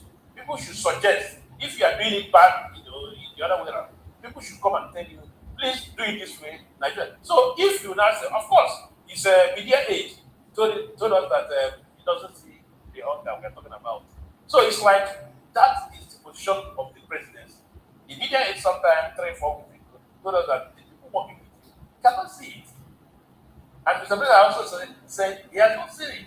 So I am safe to conclude that this present administration has not been able to see the hunger in the land. So it is left for Nigerians to demonstrate the fact that there is hunger in the land. Let me stop at this. Elvis, how much hope do you have in this administration going forward after the president's comment? Have I ever had hope? Oh, you never had? Let's talk less of going forward. You should ask me whether I've ever had hope. The president came in 2022, 2023 when he was campaigning. Did he tell you that he was coming to change anything for Nigeria? Yes, we need hope. He said it is his turn. And he didn't speak it well. He didn't say it. He said, no, for those who do not understand that. I was just trying to borrow a general language, you understand? So with that, what were you expecting? At the end of that, they went up and dusted an old manifesto from SDP and came up and I put renewed. I said renewed hope. Is it not where we are? When he came into power after he was sworn in, he said he was going to continue from where President Buhari stops. And if you want to put the president of Nigeria together today, you will discover that President Buhari has done worse among all the presidents that have ever known this nation. Then he said he was going to continue from there. Then fast forward to where we are, just about 2-3 weeks ago, he said Buhari is him and he is Buhari. When you put all these ones together, what were you expecting? And he went further and said he doesn't need social media. because it will give him high blood pressure. It doesn't. So where do you now want president to hear that Nigerians are crying and Nigerians are hungry? When he says, keep telling him, somebody, if his states are in, some of his states are in this today, you know what they'll be telling him. You know what they will tell Nigerians. They quote statistics and data that don't correlate with what Nigerians are going through. And those are the statistics and data they quote for the president in Aso. So when the president hears this, the president says, okay, we are doing well. What is their latest propaganda? States have so much.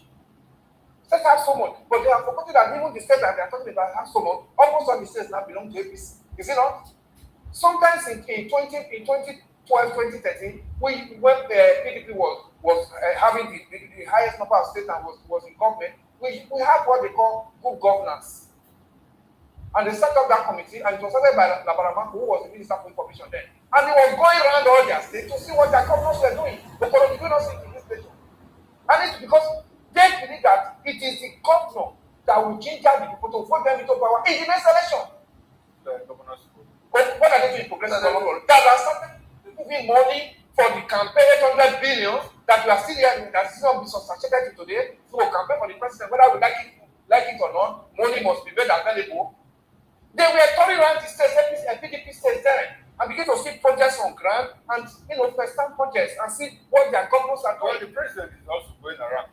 Where is it coming? Which project? 2 weeks ago, we said the president must move out from the schools. The proposals have and begin to understand what the president. Which project is it? You know what? Do you know what the flood is doing in already now?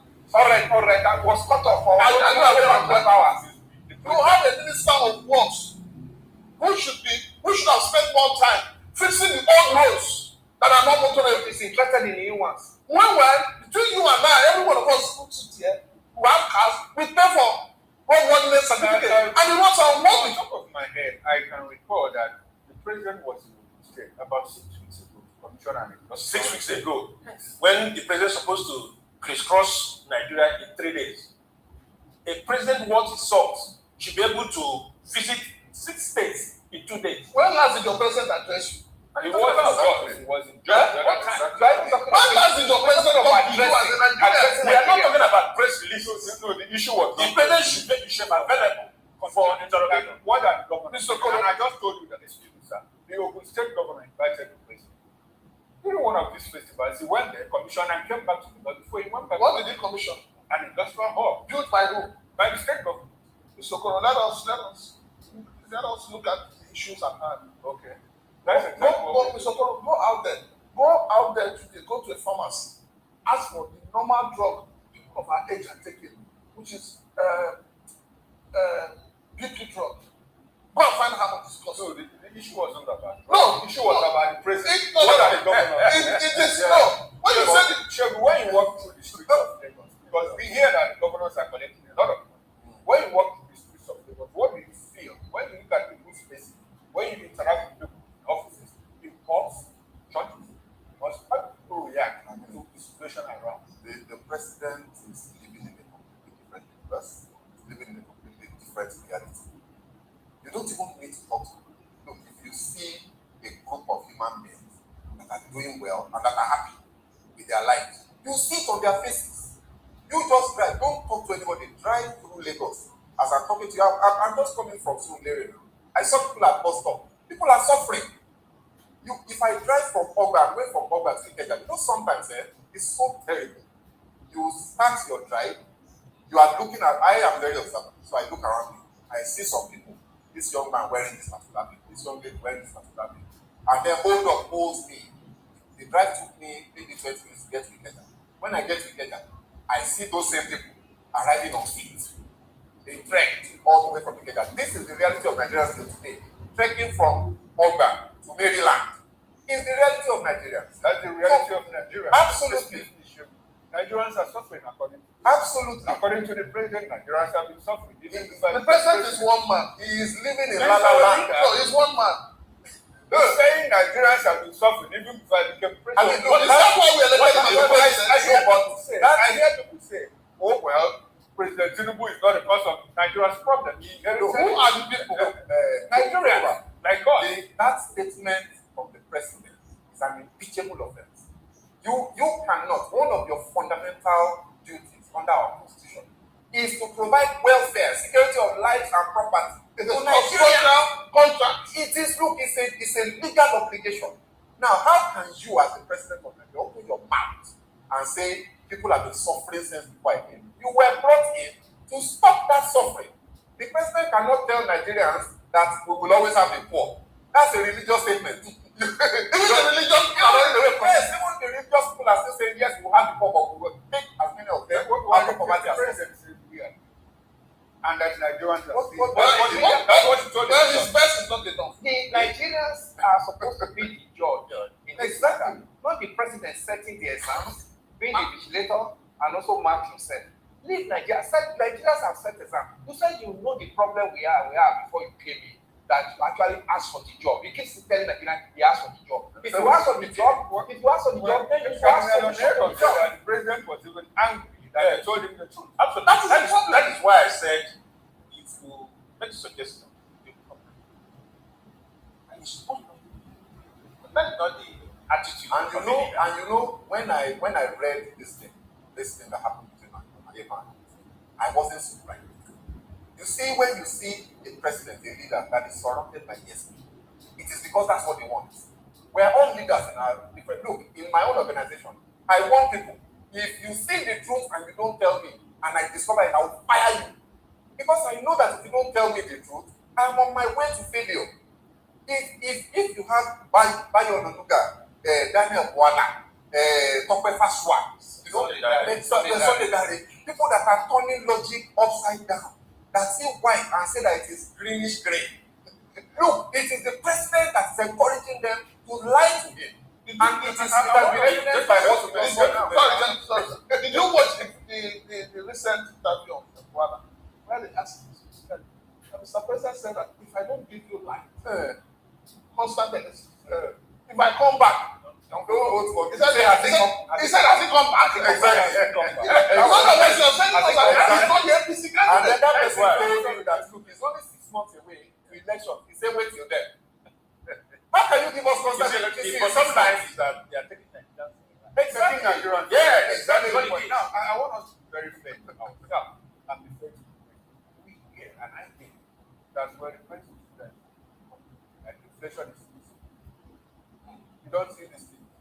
No, it's true. No, it's true. I mean, this is harvest season. New yams are coming out. And at least I had an opportunity 3 days ago to actually try to price some tubers of yam. Even the new yams that are coming out, the tuber is going for 6,500.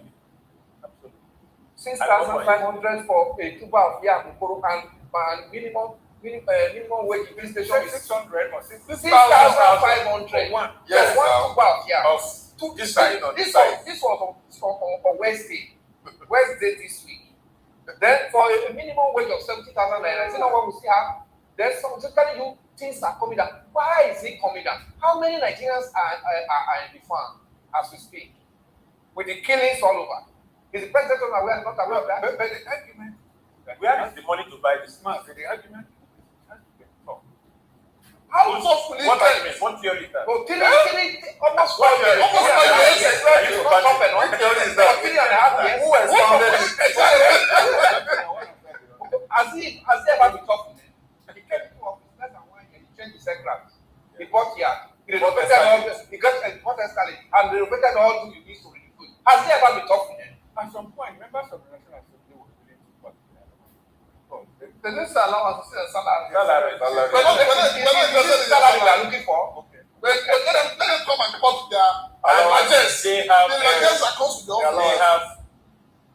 have reluctantly been unable to tell Nigerians what their salary. What we do is one thing. You understand? Officially, they cannot tell you what their salary is. Because they themselves, they're not even, after all, they send players to their emails. We also hear that they are getting close to 1 billion naira for this constituency. See, Mr. Okoro, let me be very honest with you. As we see here, let us see it to Nigeria. You have state governments. You now have development commissions. You have local government chairmen. Please, please, we need to remove this constituency allowance or whatever it is called for these people. We need to. We can't have different people doing the same thing. Okay. We need to remove it. All right. If We need to move on. We need to move on. The last one here. yes, if the constituent allowances that we collect actually goes down as expected, most of what we are discussing here this evening, we won't have been discussing. Or the people will have been feeling it. Is it the time Benjamin Kanu is having? No, you deal with 780 million for No. See, I want us to refer again to ourselves and do that. You don't expect that after the going into an election that the president will not that is what leadership is. Going into an election. That is what leadership is. You will admit. Which leader will do that? I'm just asking. Jonathan did it. You tell us What it is. then tell us the solution. Simple. That's all. We know you are not a magician. Even ideally, at this time, we are supposed to be talking of scorecard. Exactly. What has the government done? What has it done as 3 years? 3.5 years old. And more importantly also, if our election is credible and transparent, Mr. President will not do what he did. Exactly. Absolutely. He will not. Because Nigerians will work for him. And he won't. That's the point. And that was why when they were thinking the electoral act and whatnot, many of us said these are some of the issues that need to be, better in the electoral act. Finally, So that no leader can come and begin to money over you. Finally, since we are talking about election, am I considered? Well, he said, I didn't know somebody he said, Look at It's not good that he's not. look at Mr. President's demeanor in that meeting. But he has kept his body language. Yeah, he has also said that he's a stubborn politician. So what are you talking about? It's up to the And with all we are Now that we are still talking about elections, but the Nigerian Democratic Congress (NDC) has called for the immediate suspension of the Lagos Commissioner of Police, Gianni Fatai, over his attendance at the inauguration of the Lagos Capital Appointment, the Tinubu Police School, campaigning for the presidential election. Where the opposition party described his presence at the event as partisan and argued that he undermined public policies. The NDC called the police authority investigating transaction tied system force or regardless of police. The prince, to keep the peace. Is there anything wrong in the going there? no, first and foremost, we need to ask ourselves what kind of police and who is the policeman? Who is the police? You see, this is why I have been opposing this whole thing about state police, the way we're going about it. If at the federal level, you now find the commissioner of police attending an event organized. No, that's the point. Did he attend or did he go there to keep the peace? Why can he go there to keep the peace? Why wouldn't he go there? He was there as a guest. He was there as a guest, not to keep the peace. Yes. Let us not discuss the fact. You have forgotten that he was introduced when he came. He was there as a guest, and it is totally unacceptable. I've also forgotten what happened in Owerri. Point out where the people had to walk, go like walk, and cut away the routes that were meant for them. Because the government has not probably permission. they were trying to Let's listen. Let us say things. No, that is exactly what we are looking at. Even if there were need to keep peace, you didn't need commission. Is it the police commissioner that will do it? Is it the commissioner that keep Let the us peace? assume, without considering the fact that the commissioner was there because city movement people applied for police protection, which is normal. Let us assume that was it. Now, the presence of the police commissioner, just like I said, is it the police commissioner that will do this job? Assuming they applied for protection, the police commissioner should have some other things to do, not just to go for a fanfare of a political party.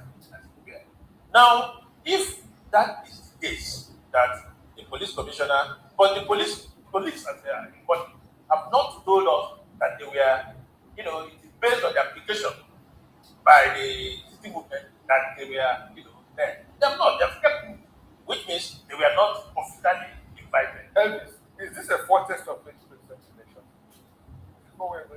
Have we not already started saying it in Osun State? already happening. What's happening with all the arrests and the killing, the governor being embarrassed? Have you forgotten what happened? A court party said, thank the CP. No.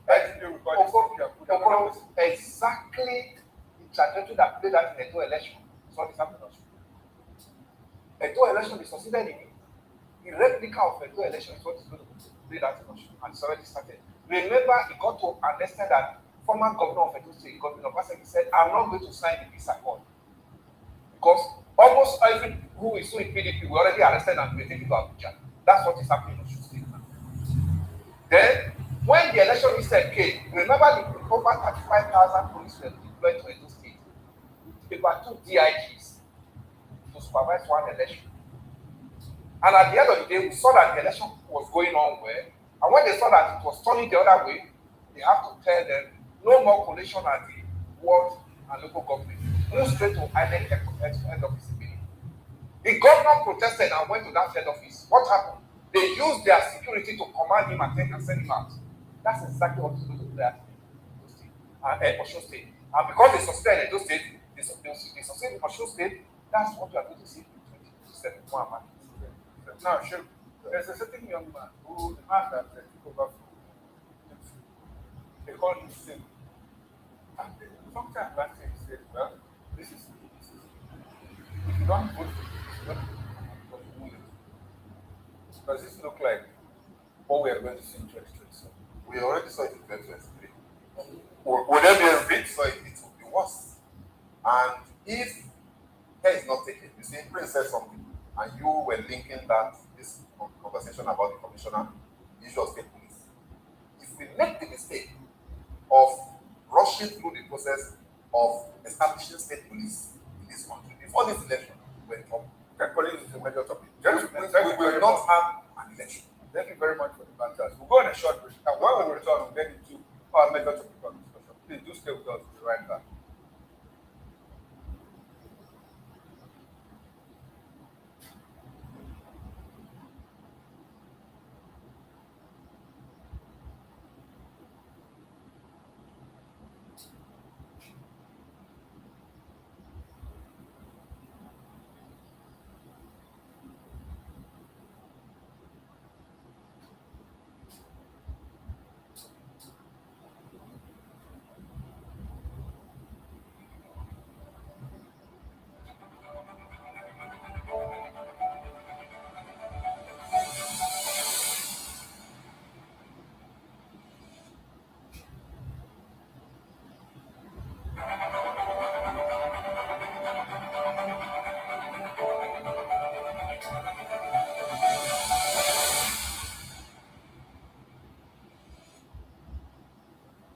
Welcome back and thanks for staying with us. And if you are just joining us, this is News Compact on VOB Television, Television.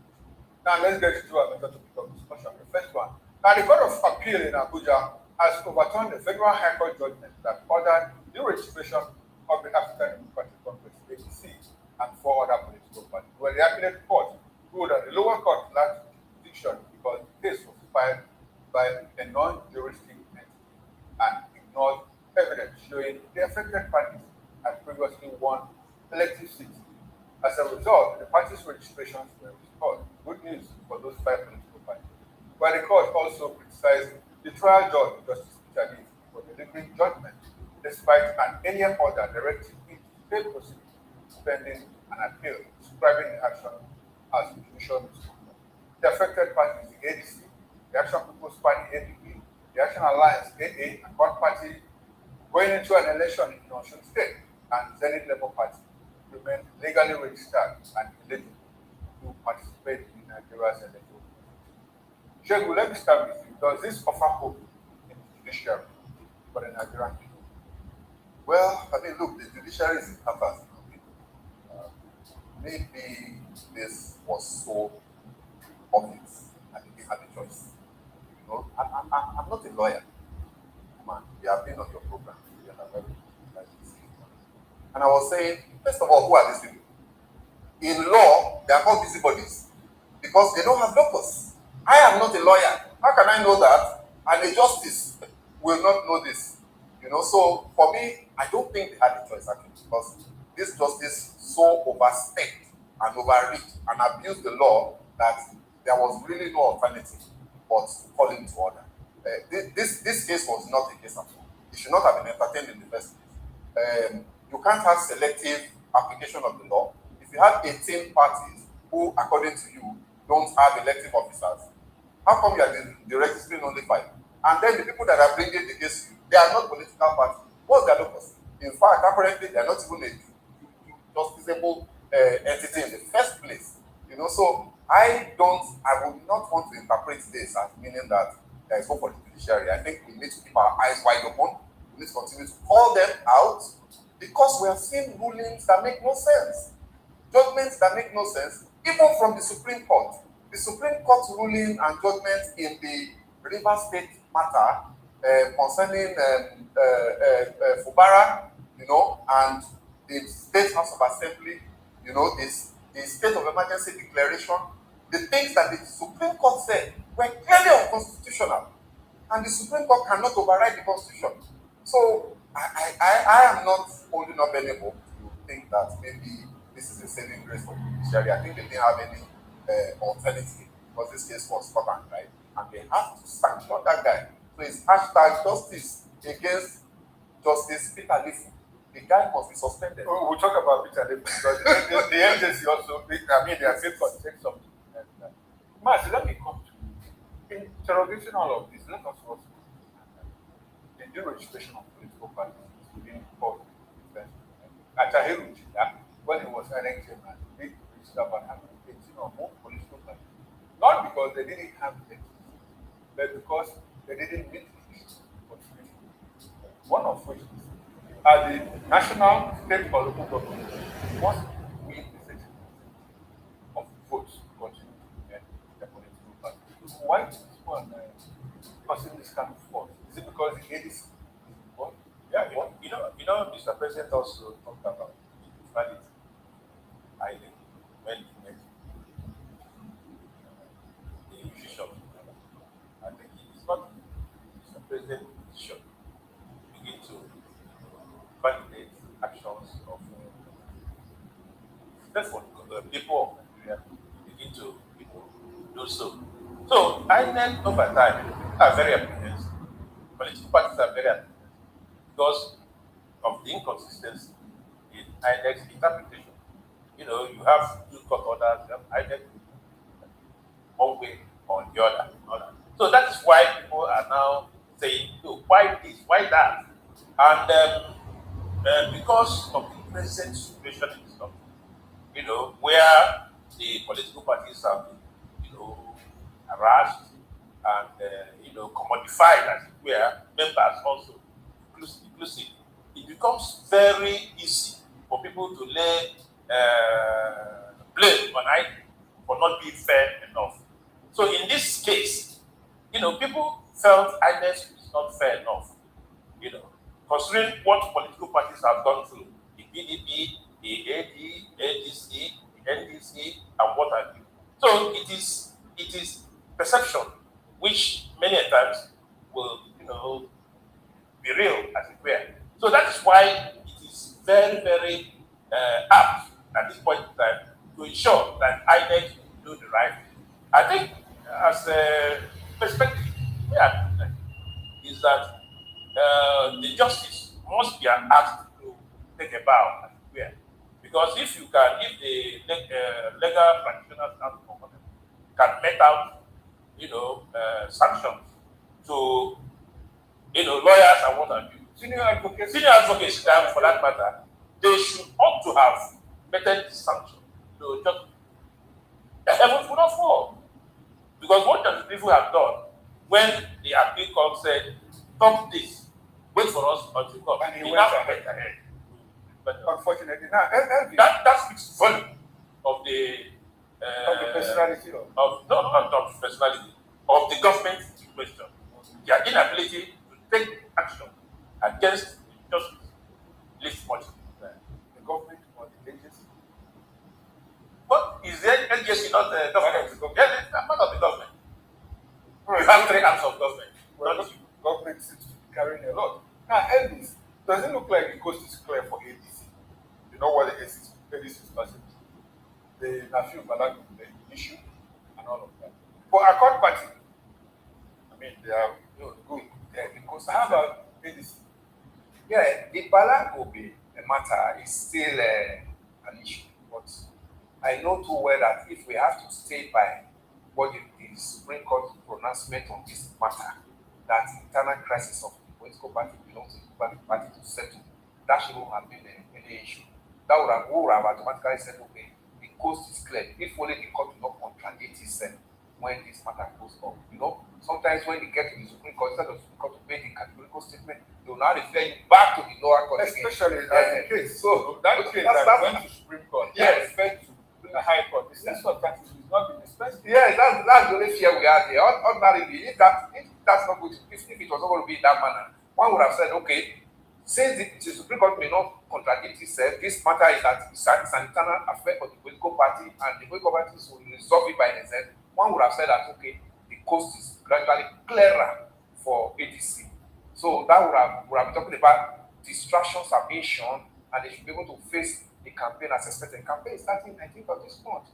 So every distraction now should be pushed aside and let them begin to manpower distraction for their campaign, because they have a bigger elephant in the room to contend with, which is the ADC. All right then, Prince, to you now. How much of this will affect court order that registered in NDC? No, there was a court order some week ago that said, well, the NDC registration was court ordered, and some of the parties that were not staffed. What is the position of that? If you have followed that, there's also a report from the court saying that so what? Well, the position is we're all in comatose the way it is now. You know, the judiciary is in comatose, the legislative is in comatose. The only group that is working is the government. But you see, there's something I need to say about that.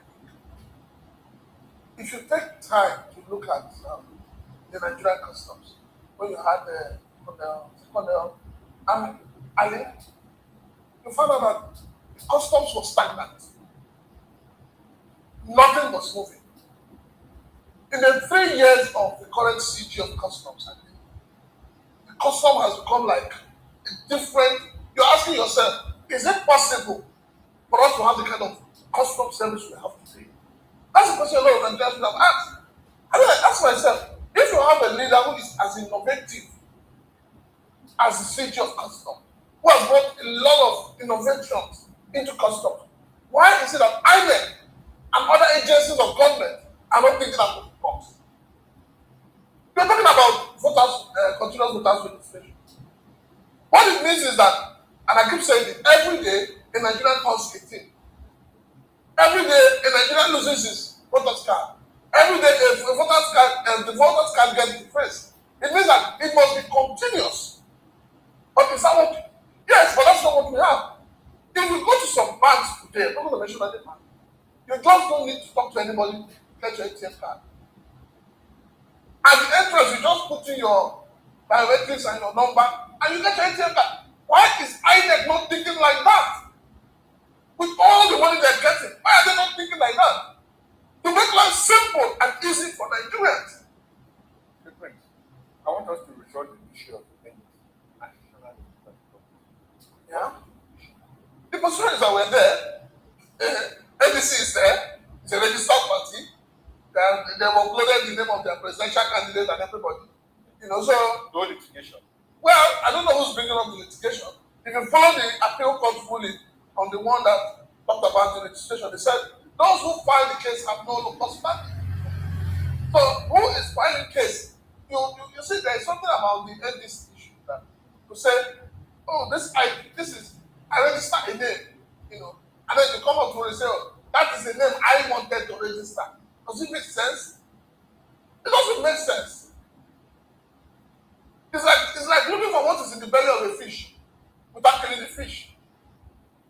You know, some of these things can be confusing because a party is in the process of conducting elections, you know, uploading list of candidates and all of that. And just one small statement that with some statement that we might consider small, you know, from a high court judge from in one remote area of Nigeria, federal high court or state high court, and post You know, that small statement, that statement that we consider small, puts a spanner, you know, in my wheel. The recent statement by the judge, you know, that's where some of us are taken aback. Said lawyers should not use barrister, you know, and people have also interpreted in Supreme Court. So we don't even know whether it's just Supreme Court exclusively or Supreme Court and High Court and Magistrate Court and whatnot. But that is not a issue. That is my ground. Okay. Look at the issue we are raising now. The multiple judgments coming from courts of coordinated jurisdictions and whatnot. The issue of injunction have reduced to an extent, you know. But this issue of courts bringing up judgment here and there, that should be what Mrs. Justice concentrate on. Because any little thing, just like you said, one court will from one place give a judgment that can ignite confusion. I mean, so Supreme Court being a court of policy, by the time it gets there, it will stabilize it. But any attempt to begin to see, you know, do anything that can affect the ADC or NDC and what have you, know, will not, you know, be much, will not speak good of the political. You know why I ask this question? So they should be allowed to conduct their. Okay, in 2023, we had what Nigerians had what is the eyes of the judiciary. One statement, you know, just one line, cost party. As we recall that sometime in 2023, after the general election, one person went from Abia State to Kano State, opened a case against the Labour Party candidate in Kano State, joined the election, and they said, well, that Labour Party candidate, Abidisho, had no locus even to run the election. And there was crisis in Abia State. And so a situation where court judgments could just, I mean, turn everything around. That is what I'm asking the prince here. That's what I'm asking the prince here. The position of that is so that it won't take people by surprise when probably 2 weeks or 3 weeks to campaign and they say, oh, one court in somewhere in Zamfara said NDC based on the judgment that was given in the state. So that's how I want what we have today, fortunately, is sharing that is having a more called selective judgment. And we have an INEC, on the other hand, implementing what I also call selective rulings. When you say this judgments are selective, unfortunately, I'm curious. We have lawyers on both sides. Some lawyers say, well, I mean, this is nonsense. Some lawyers say, well, this is excellent. You don't know. Where do we start? The problem is you blame the judges. The judges today are not giving judgments that has a closure. They're giving judgments that is open. Well, that is what it is. You know, because by the time the judgment is brought out, the lawyers to the plaintiff have their own interpretation of your judgment. The lawyers of the defendant, you know, so everybody decides to look for where to hold on to. But that is not the way judgment should be. Judgment should be a closure. And we talked about when they went to Supreme Court. Supreme Court said, okay, ADC, we recommend ADC chairman led by David Mark is recognized, but go back to the High Court. The same thing happened in Nnamdi Kanu's case. When it got to Supreme Court said, okay, but go back to High Court. And each time the Supreme Court tells you to go back to High Court, you need to go and consult Oracle, because anything can happen. Now, as we are talking about judicial lawyers, we have one lawyer, senior advocate of Nigeria, who is a functional chairman, you know, of one of the major political parties, talking about the kind of. You know what he said then before he said he has sent the name of Goodluck Jonathan to his INEC, you know, as a presidential candidate. The name them is Ryan. But he said Goodluck Jonathan and other National Assembly members, candidates and all of that. And when the press asked him, you know what he said? He said that the law does not necessarily require him to put it up on INEC portal. And according to INEC accepted and acknowledged this letter. So where does that leave? Acknowledgement of letter. He said that we need to be very honest with ourselves. He says you must upload. That is clear. No, already it's the constitution does not explicitly it's wrong, upload. No, it is wrong. The law says upload. If you don't upload, if you send a letter to INEC, whether INEC agrees with you, INEC will acknowledge your letter. Acknowledgement of your letter does not mean that INEC will listen what you have written in your letter. Why are we breaking our heads? Why are we breaking our heads? Jonathan, the man and the senator. I'm not saying anything. Why is he not saying something? That is the question. Why is he not saying something? That is the question. Looks like, it could be. That is the question. He has not made any categorical statement as to whether the last thing he said, well, you should understand that during the presidential campaign, there was a problem here. There was a problem here where we, asked us about opinion whether he run or not. I said categorically, that Jonathan should take back. I think what Jonathan is doing is, Jonathan gave us a proverb, and a very beautiful one. And I think, yes, the sleeping proverb. You know my concern, and the concern, because I have had to discuss with a few people, including lawyers. You know what? They say Turaki was not put in the election. Was put in the constitution. That in no way does the constitution say that you should upload.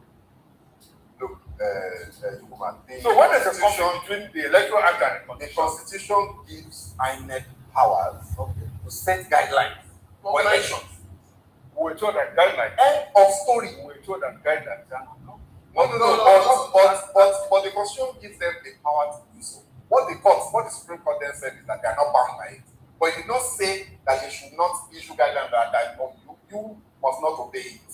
So look, that when Samuel Turaki is talking, he's just playing semantics and playing with words. The truth of the matter is that you cannot, under any circumstance in Nigeria today, as far as INEC's guidelines and instructions are, contest in any election without your details being uploaded through that portal. If you don't upload through that portal, you are just joking. So if he has an agreement letter, congratulations. All right. Because the Constitution clearly spells out the responsibility of INEC, organize, conduct, supervise election. These are constitutional requirements for INEC. Based on this, INEC do act their guidelines for the elections. So anybody that is going against this has not done the guidelines of the election. That's upload. That's number one. Number two, INEC still have the responsibility to publish all the list of the candidates for all the political parties as uploaded at the appropriate time. So let us also wait. Let's not even begin to drive the vehicle now that it's not ready to move. Let's wait and see what INEC is going to publish in the national dailies and even their website, the political parties candidates and the various positions they are vying for. Then we'll now know whether Jonathan is part of the candidate for PDP in this coming election. And let us also see August 19 campaign starts. As he started drawing up his campaign team, because he told when they came to him last time, he said conducting presidential election is not computer game. That you just wake up and start to say you have to have your plans. Has he had that plan? Is he mapping it out? Is he setting it up? And even ask them, how many of you here have PVCs that are saying I should go and contest? So I don't think the body language of Jonathan shows that he's going to contest. Anyway, recall also that we have two factions. One faction has uploaded. Yes, with this faction. Okay, I thought there was somebody who they said they don't have a president. A president, I thought they were supporting the president. Now, what would be plan B for if INEC? Well, let us wait and see. Let me say, let us wait and see. In the meantime, as we wait and see, congratulations to ADC plus 4 ADC and the other political parties, whom the court has said, well, you are fit to run in 2027. In the meantime, let's move away from all of this and go to South Africa. Going to South Africa, or talking about what is happening to the Nigerians and between Nigeria and South Africa, where President Bola Tinubu reportedly declined to meet the special convoy sent by South African President Cyril Ramaphosa amid renewed concern over the scientific attack on Nigerians in South Africa. But Nigerian officials said the decisive decision reflected dissatisfaction with Pretoria's failure to address the attacks on Nigerians and its delay in qualifying the bilateral early warning mechanism aimed at preventing violence in the city. diplomatic tension intensified after the reported death of Nigerian national chief during the police operation in Cape Town.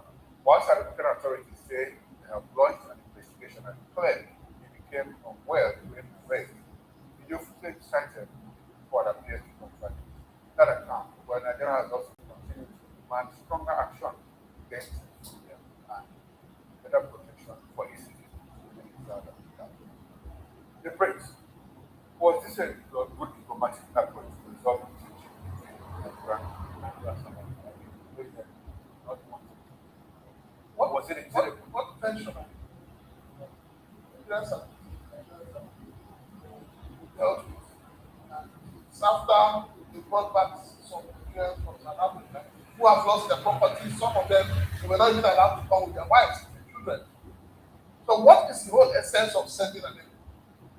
Is everyone coming to tell the Nigerian people, oh, we are sorry for what happened? No.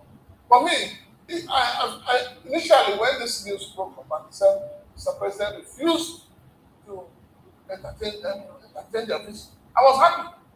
And I saw, oh, first time, we have our president is taking a bold step. And when I now heard that the Minister of State finally welcomed them, I mean, for me, it was. You mean should have been sent back? Yes! Yes! They should have been sent back. We should have even used group, an APC group, to sweep their legs off. Why the why you probably because they are that is the group. That is the symbol. You see, this is. You see, let me tell you, the beauty of any country is how your government values the lives of the people. But the way it is today, the Nigerian life has no value in Nigeria. Because if you say you have value in Nigeria, terrorists, bandits, militants are waiting for you. Outside the shores of Nigeria, we have no value. People no longer respect Nigeria. So for me, I would have said that, what the government would have done from day one was also to pay back some African companies in Nigeria by chasing them away. You need to be alive to talk of diplomacy. You need to be alive to talk of economy. You need to be alive to talk of hope. The lives that have been lost, the properties that have been collected from them. Now these people that have come back from South Africa, how do you want them to start their life all over again? In what way? 50,000 naira, 100,000 naira? Is that what you call intervention? Or they should go and start buying Akala. My state government have given out 1 million. Okoro, please. That has lost it. You know how many years these people are? You know the age at which they are today? And you want them to go and start all over? How do they start? You already know that the people in Nigeria here, some people here already depend on them to survive. Then the hardship that they're facing here, they're bringing another hardship. I think diplomacy gone wrong. Their line of thought. Go ahead. Diplomacy gone wrong. When this is happening, of course, I think South Africa will happen in November. So Ramaphosa was looking at that election, and the way the activities of affect him in order to in terms of gaining political mileage. That was why he nothing prevent such method on non-South African. Very, very unfortunate. I think why they are running from pillar to post is that most African countries have made representation in African Union. So they have made assuming that organization is still voted. Because do you know whether they're still voted? No, they exist. Okay. If they barely exist. So we are saying that if in true sense there is something like that Organization of African Union, when we know about it 20, 30 years ago, that is a better platform to answer some of the South African questions. Yeah. Because I think they went beyond the boundary of civility to ask people, even if you want people to regularize, and the point is that they even refuse people to regularize their state papers. People that have getting paper to regularize their People that have stayed up to 23 years. You know, Why- so why that don't you makes have it their that papers? makes it a little bit Why more not have to- difficult to understand. I think the South Africans should be taught a lesson in their own language. Elvis, so while we are trying to do South Africa, I did some form of South online. I even had to make up that people to South Africa, Nigerians, professionals in South Africa. And I discovered that we have more than 25,000. But when I ran checks, I mean, even Meta, Google, they couldn't give me the number of South Africans. But we have big businesses here that are telecoms, banking, conglomerates. So, in the level of economic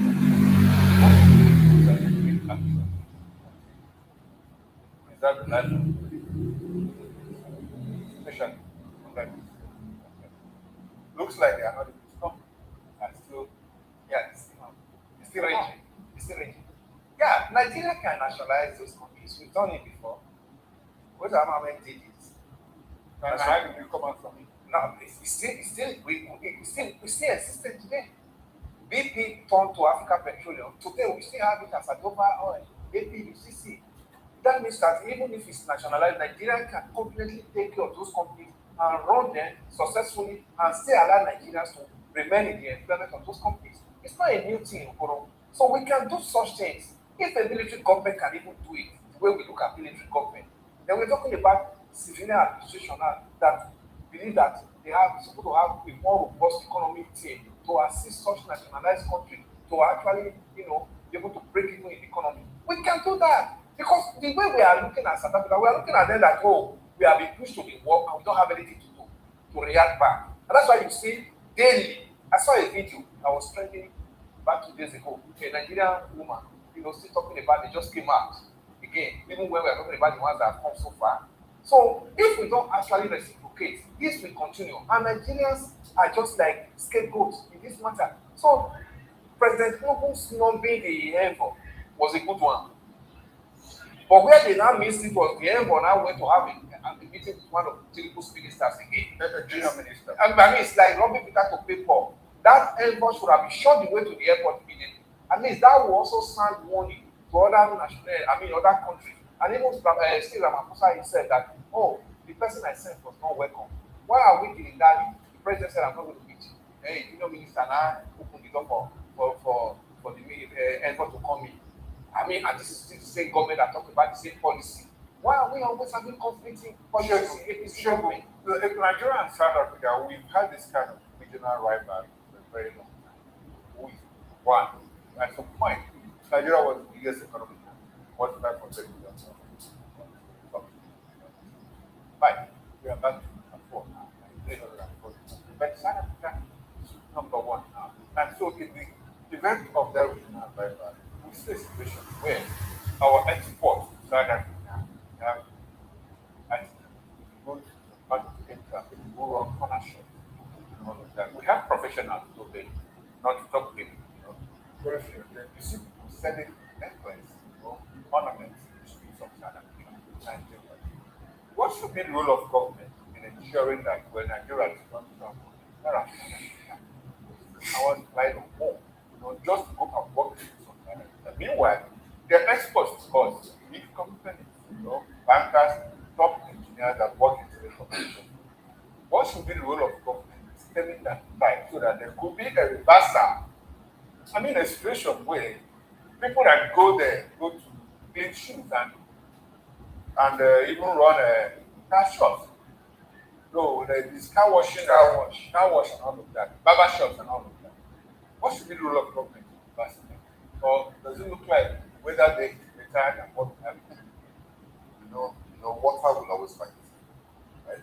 And that's the way it works out. The balance of power in South Africa, forget even when we were supposedly number 1 economy in Africa. We were just lying to ourselves. That was just on paper and in sometimes. The reality is that South Africa is a far advanced society than Nigeria, in spite of whatever anything we might want to say about them and about the behavior of the blacks. If you have been to Johannesburg, Cape Town, You have been to, Franklin Center. I mean, look, it's a beautiful, it's more beautiful than the United Kingdom. The South African roads, infrastructure, the systems work. So when Nigerians think we are, the country itself is a mess, it's a calamity, it's a collapsed society and a non-functional society. Nigerians, absolutely, I say that boldly without any equivocation of any sort. Nigerians have been forced as economic refugees to the far ends of the earth. Nigerians have left Nigeria to go to Ghana.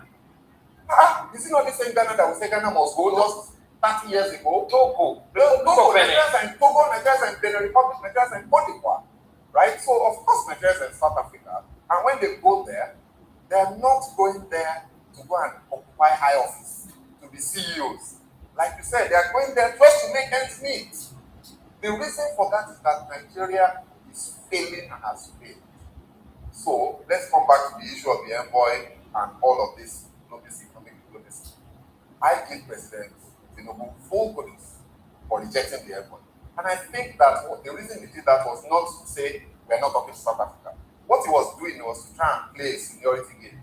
He said, if I am going to meet with South Africa, it must be president to president. So he didn't send them away, he sent them to a lower person, which for me is okay. But look, that's not the issue. The issue is beyond all of that optics.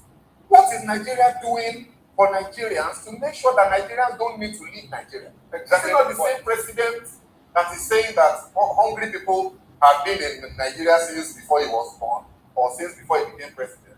So that is the problem that I think that Nigerians must recognize. I think that when you look at the whole thing, Nigerians need to begin to understand that there's a consequence for the decisions that we take, for the politicians we support, and these are the real life consequences. When Nigerians, people in our caliber, this panel, high powered panel like this, people like us. I was just looking at some of the guys that were accommodated by one church guy in River State. Yes. Put them in a hostel. I was just looking at the faces of some of those men, and I could see myself in them. And I was thinking, my goodness, all the work of 20, 30 years, your cars, your houses, your belongings, your electronics in your house, they came back with nothing except for a suitcase. Where will this come from? This is a calamity that I think that Nigerians must understand is a result of our blind and foolish continued support for useless politicians. With all due respect for my very tough, rough language, we must get away from behind these politicians and back ourselves. Okay. And insist that these politicians must serve our interests and not the interests. All right, what should be the role of African Union in all of this? The African Union is a toothless role. What is the role of even the United Nations in the things that are happening at various geopolitical issues across the world? All of these regional bodies were just set up as talk shops. They are very, very, except for few exceptions when they send peacekeeping missions and what have you. And even those are limited. At the end of the day, the bite of those multilateral agencies comes from powerful nations within those. Okay, so nations. So at the end of the day, it's still between nations. And now, what should be? What do you think?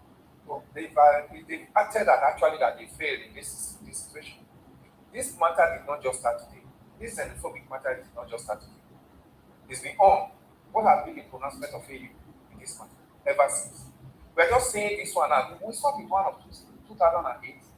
We saw in 2015. We saw in 2018. 2022. And here we are now. Where has been the role of AU in all this? If the AU actually was still a formidable body that is still talking about AU.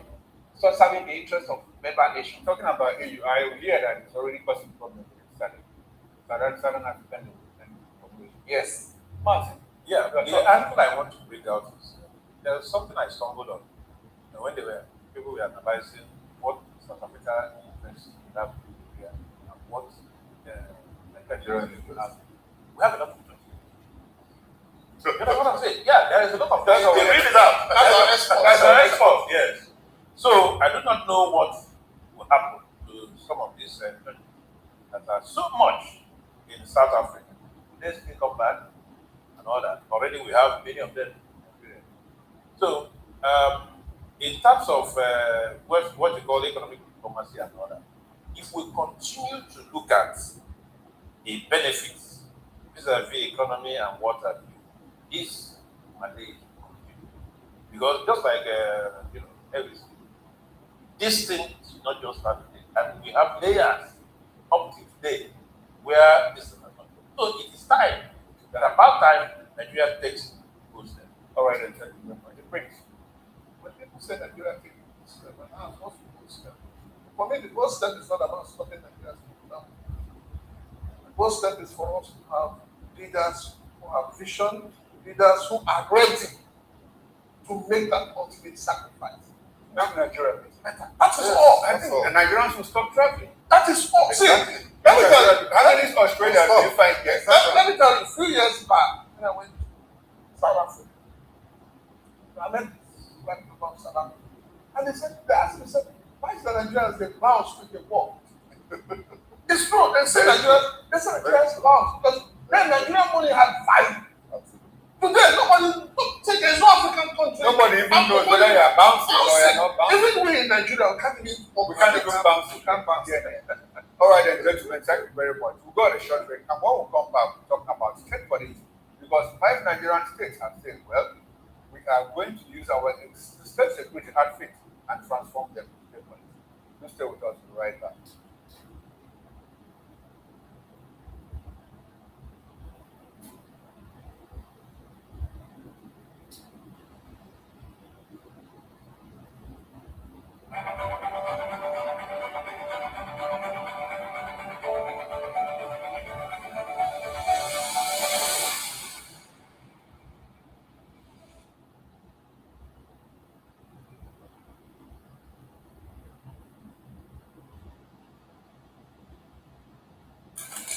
In a world where my sheets meet every headline. A nation full of questions. In a world filled with noise, the truth is the voice. The policy is the show.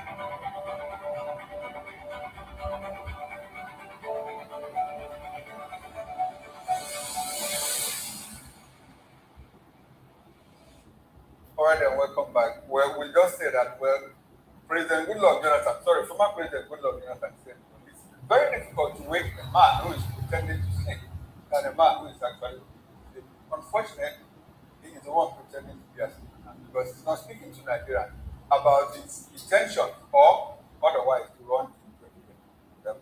Well, let's move away from that. 5 Nigerian states, Ondo, Kaduna, Anambra, Zamfara, and Abia, have indicated that they will transform their existing state security outfits into state police once the constitutional process is set. They argue that agencies such as Motive, Cadvis, Agona Chamber, the Civilian Protection Guards, and Abia's Homeland Security outfits already have 20 personnel, local knowledge, and operational experience, making the transition faster and more cost-effective. Meanwhile, several other states, including Bayelsa, Yobe, Imo, Benue, Kebbi, Sokoto, Ogun, and Ekiti, said they will wait for the final constitutional framework before deciding on the constitution. The other state is taking a different approach, stating that it plans to establish a completely new state police structure from scratch, rather than convert it to native constitution. The Prince,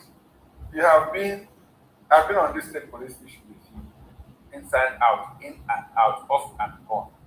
How do you react to this? 5 states, including Abia, Anambra, and what how do you react?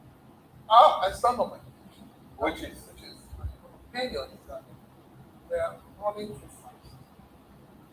We're doing like people who are under the influence of some drug that is driving us. See, we can actually have a state police that will make sense to people. And that's why I've advocated. Already we have a federal police. How well have we utilized that federal police? Why don't we do a little bit of framework? It's okay. This state police were asking for, and we're rushing so hard. What do we want to achieve? If the Nigerian army that spends years training soldiers are unable to curb the menace of bandits, to think that state police that you horribly put together will be able to do something. The governors are saying that, oh, we don't have control of it now, which is the problem, isn't it? We don't have control. We are called chief security officers, but we don't have the license, authority. Why don't we stand by saying, okay, every state in Nigeria, the commissioner of police should come from that state. That is one. Two, this power we're talking about, this power strong, gives some power to the state government. And see how it plays out. But the core of politicians we have today, if we go into this issue of state policing, we're going to have more problems than we already have. The Prince. So your position is that it's better we have one problem than at seven. Exactly. Maz, your reaction. State police, states, including my state, say, well, we'll transform our return fit to state police. Anambra State has argument that, and you know their pedigree, you know their antecedents. Yeah, state police. Yeah, talk about never, and we cannot take away, civic. Cannot take it away. So people have argued very persuasively that governors will use them, all that and all that. Despite that fact, we still have some good side, positives. State police. What people have argued now is that the state police should not come before January 16th. Okay, so they have the problem with the timing. Yeah, the timing, that is one. And the timing is very, very important for people, not to use it as a political tool to disenfranchise and pander to those people with them there. But on the whole, the important thing is not about many boots on the ground. It's not about the number. Of course, Mr. President has also announced 28,000 new boots on ground and all that. All these are good. But one, the political will to begin to address the issue of terrorism and banditry is key to me. Two, the issue of technology should also be very, very vital in this pursuit. Look at what we are hearing, in recent times about the exploits of the military agencies. Like they are making some new rule. It's like they are making some new rule. But one thing I find out is that they make one step forward and two steps backwards. So what that tells me is that there is still a lacuna.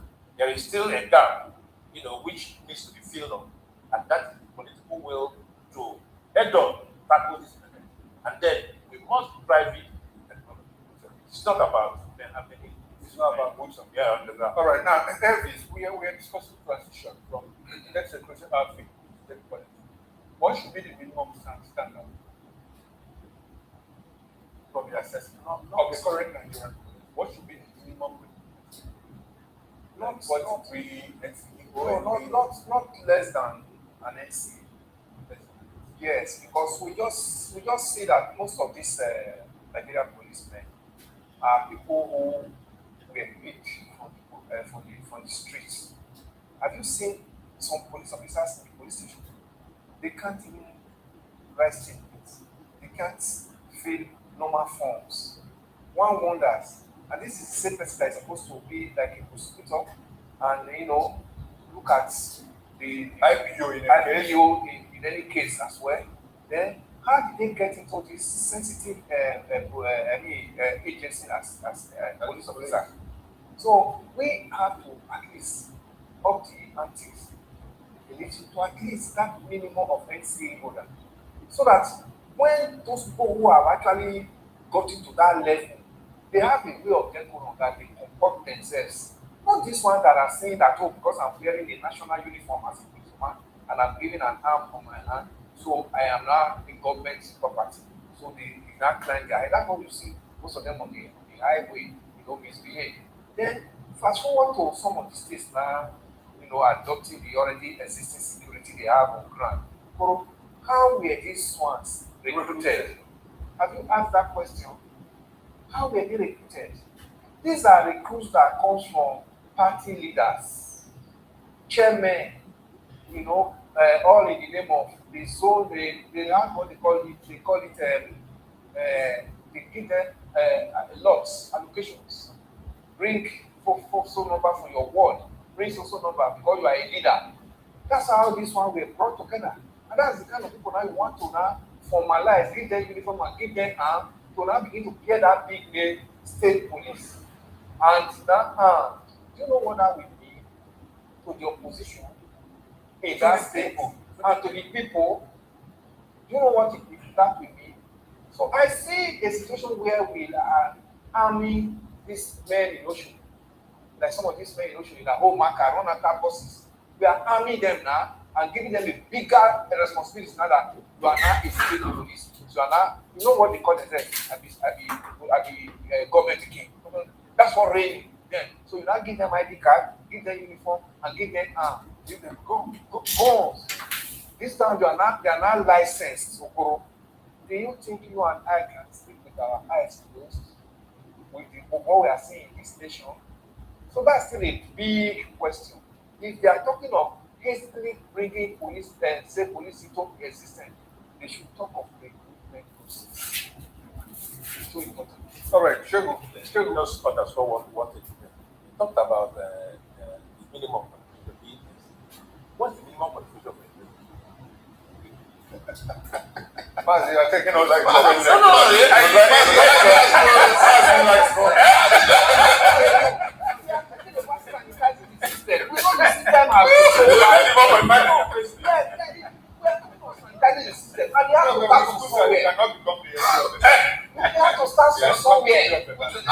It's impossible now. It's impossible now. If you want to sanitize the system, you have to start from somewhere. So we would like to put you on the spot. Commit to that. Who wants to run Lagos State? What will you do? Well, I think what I would do is, first of all, I think that answering that question would not permit me to say the things that need to happen. So if I was running it, I am sitting in the driver's seat and all that. I think that the issues that needs to be addressed cannot be addressed by the person running. So permit me to step outside of that role and just speak to the issue. Okay. I think Prince said something that where it was running. For me, whether you want to convert existing, whether you want to create new one, whether it is a blend, whether you want to borrow some officers from the federal police, whatever model you want to follow, we must be thorough in the process leading up to the formation of these police commands, right? We must ensure that the concerns that citizens have, both from a political point of view, which is the issue of abuse, and from a social welfare point of view and security point of view for citizens, which is the issue of the interaction of Nigerians with the current police force, where it is mayhem. It's a nightmare. The average Nigerian sees a policeman and even when you have not done anything wrong, you are afraid. Immediately, as a driver, you see a police checkpoint ahead of you, then your blood pressure goes up. You want to replicate that 36 states across the country. So I think that before we proceed in too much of the hurry, we need to lay out the operationalization modalities of the state police question to ensure that there are guardrails against abuse on one hand. For example, making sure that the governors do not appoint judges. You have to do that. If you don't have a law that provides for an independent appointment of police heads, then you have lost it from day one. The president appointing the IGP is part of the problem that we have at the federal police level. You can't replicate that at 6 times. You have chaos. That's number one. Number two, the implementation, including recruitment that we have spoken to, including what the training modalities will be, what will be the operational guidelines, what can they do, what can they do, what law will will even form them. Because don't forget that after Constitution Amendment, there has to be the creation of a State Police Act by the National Assembly, and each State House of Assembly must then create their own State Police law. Now, what will be the content of that law? There is so much to be done with this question of State Police that if we make the mistake, the way I'm hearing the politicians talk about it, the way I'm hearing the president and the speakers talk about it, they just want to score a political point before the nation. Well, I just have the dangerous. This said he gave 60 months and Nigerians had to start paying him. Not much Nigerians. Yes, Nigerians. No, many politicians. Many politicians. No, they are not representation of Nigerians. They are representing themselves. 60 months is to me, it sounds very, you don't need too soon. You have to make sure that you are born. That's why it's 16 months. What's the one? The necessary ingredients are not exactly. You have a problem. Exactly. Look at the fight and security. Yes. Look at the electoral. I totally agree with you. And then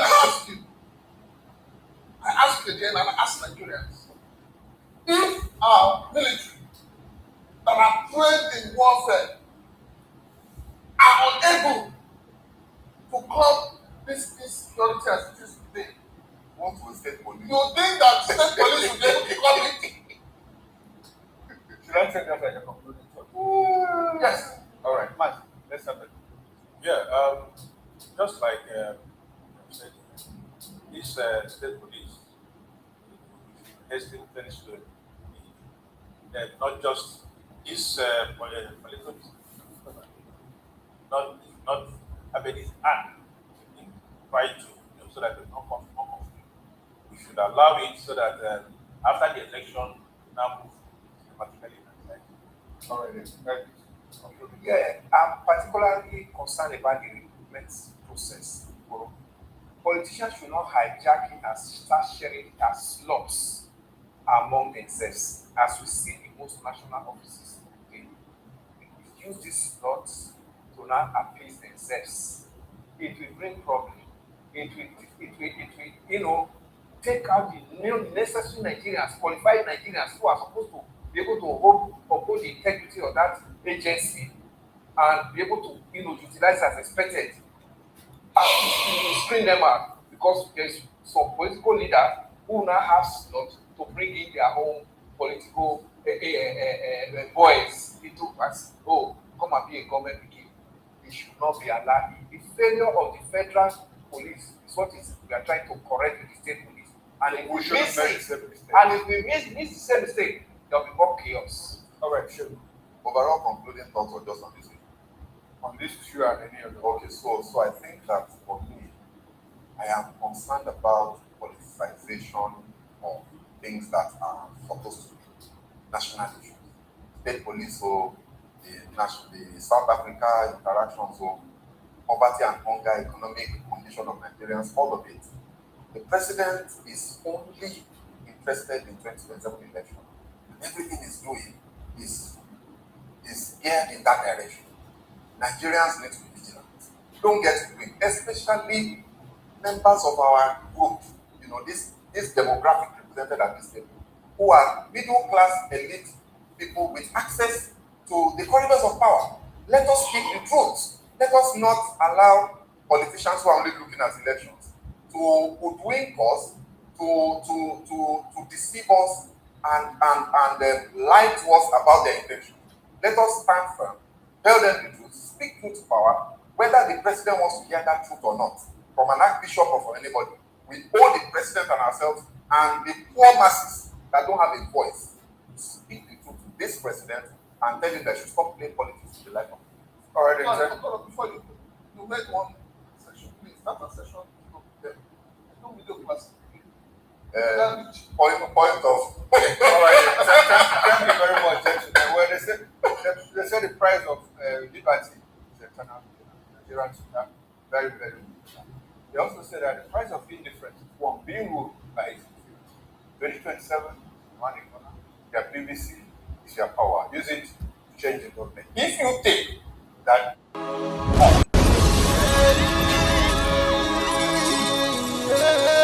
This is from Biafra's Got Talent. We are letting Biafrans know the reason why we should remember those who gave their lives for us, those who died, that we may live. You died to end my suffering. You died fighting for my freedom. Your blood is the seed of redemption. You are my inspiration. The deed no wrong for them, military shots at them. 67 to 70, we remember them. 2016, 38 May, memories still lives in our mind till today. Wonder why they refuse to publicize the genocide. The world media turn blind eyes to our plight. It's time to arise, land of the rising sun. Let's rise one more time, let's rise.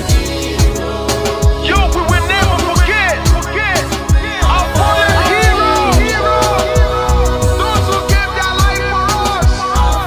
Onitsha massacre, Iwata massacre, Aba massacre. We remember you. Alright. Tell them I battered me, oh. Remember when me tell you say I battered me, oh. Yeah, I remember that one that called us a Bruce Mero. But the way you cook like a papa nuku. But then the way you me tell you what I look pandi, what pandi samiro, me tell you what I day. From the front and the rest of man, I tell you what I am. Me no back and forth, me tell them say what I want to promise you something today. We must fight together, no retreat and no surrender. We must hold them down till the end of time. The most important thing is that we will restore Biafra. May your soul rest in peace. I look up to the sky with tears in my eye. For other Biafrans and for freedom had to die. We will never forget you as the days go by. You are always in my heart, you'll never be apart. They fought for our freedom, they died for our freedom. They fought the Nigerian soldiers in the war front, without food, without guns, for our freedom, for our life, for our own good, for our children. We love them, our heroes, we want them. My heart bleeds when I saw them slain. Where will I be now, if not then? They will remain indelible in my heart, forever, forever, forever, and never, and never, and never. We serve in your plantation, and the way you paid us back with your bloody starvation. We black in our history, that the death of our people is a mystery. No going back to get to a victory. I had a voice now call for vengeance. I never get bombed, I'ma blow like a vengeance. Yo, we will never forget our fallen heroes, those who gave their life for us. Onitsha massacre, Iwata massacre, Aba massacre. We remember you. Alright. Where will I be now? If not you, you died at Mali.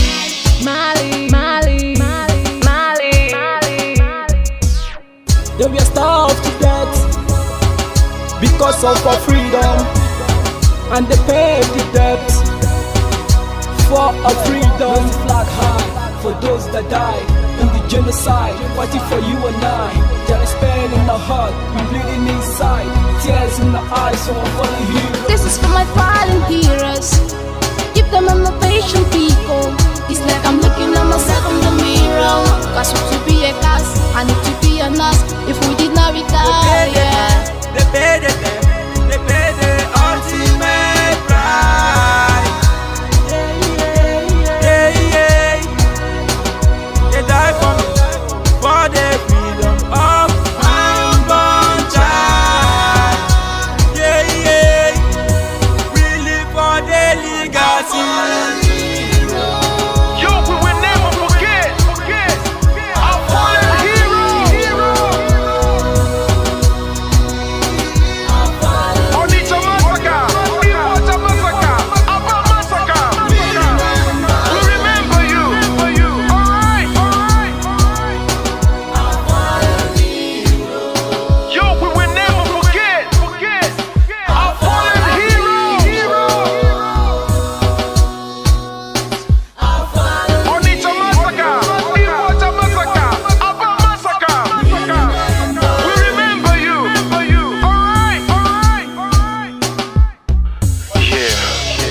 Put the flag in the air. Never be afraid. March on, cause we are more than conquerors. Yeah, you know what it is.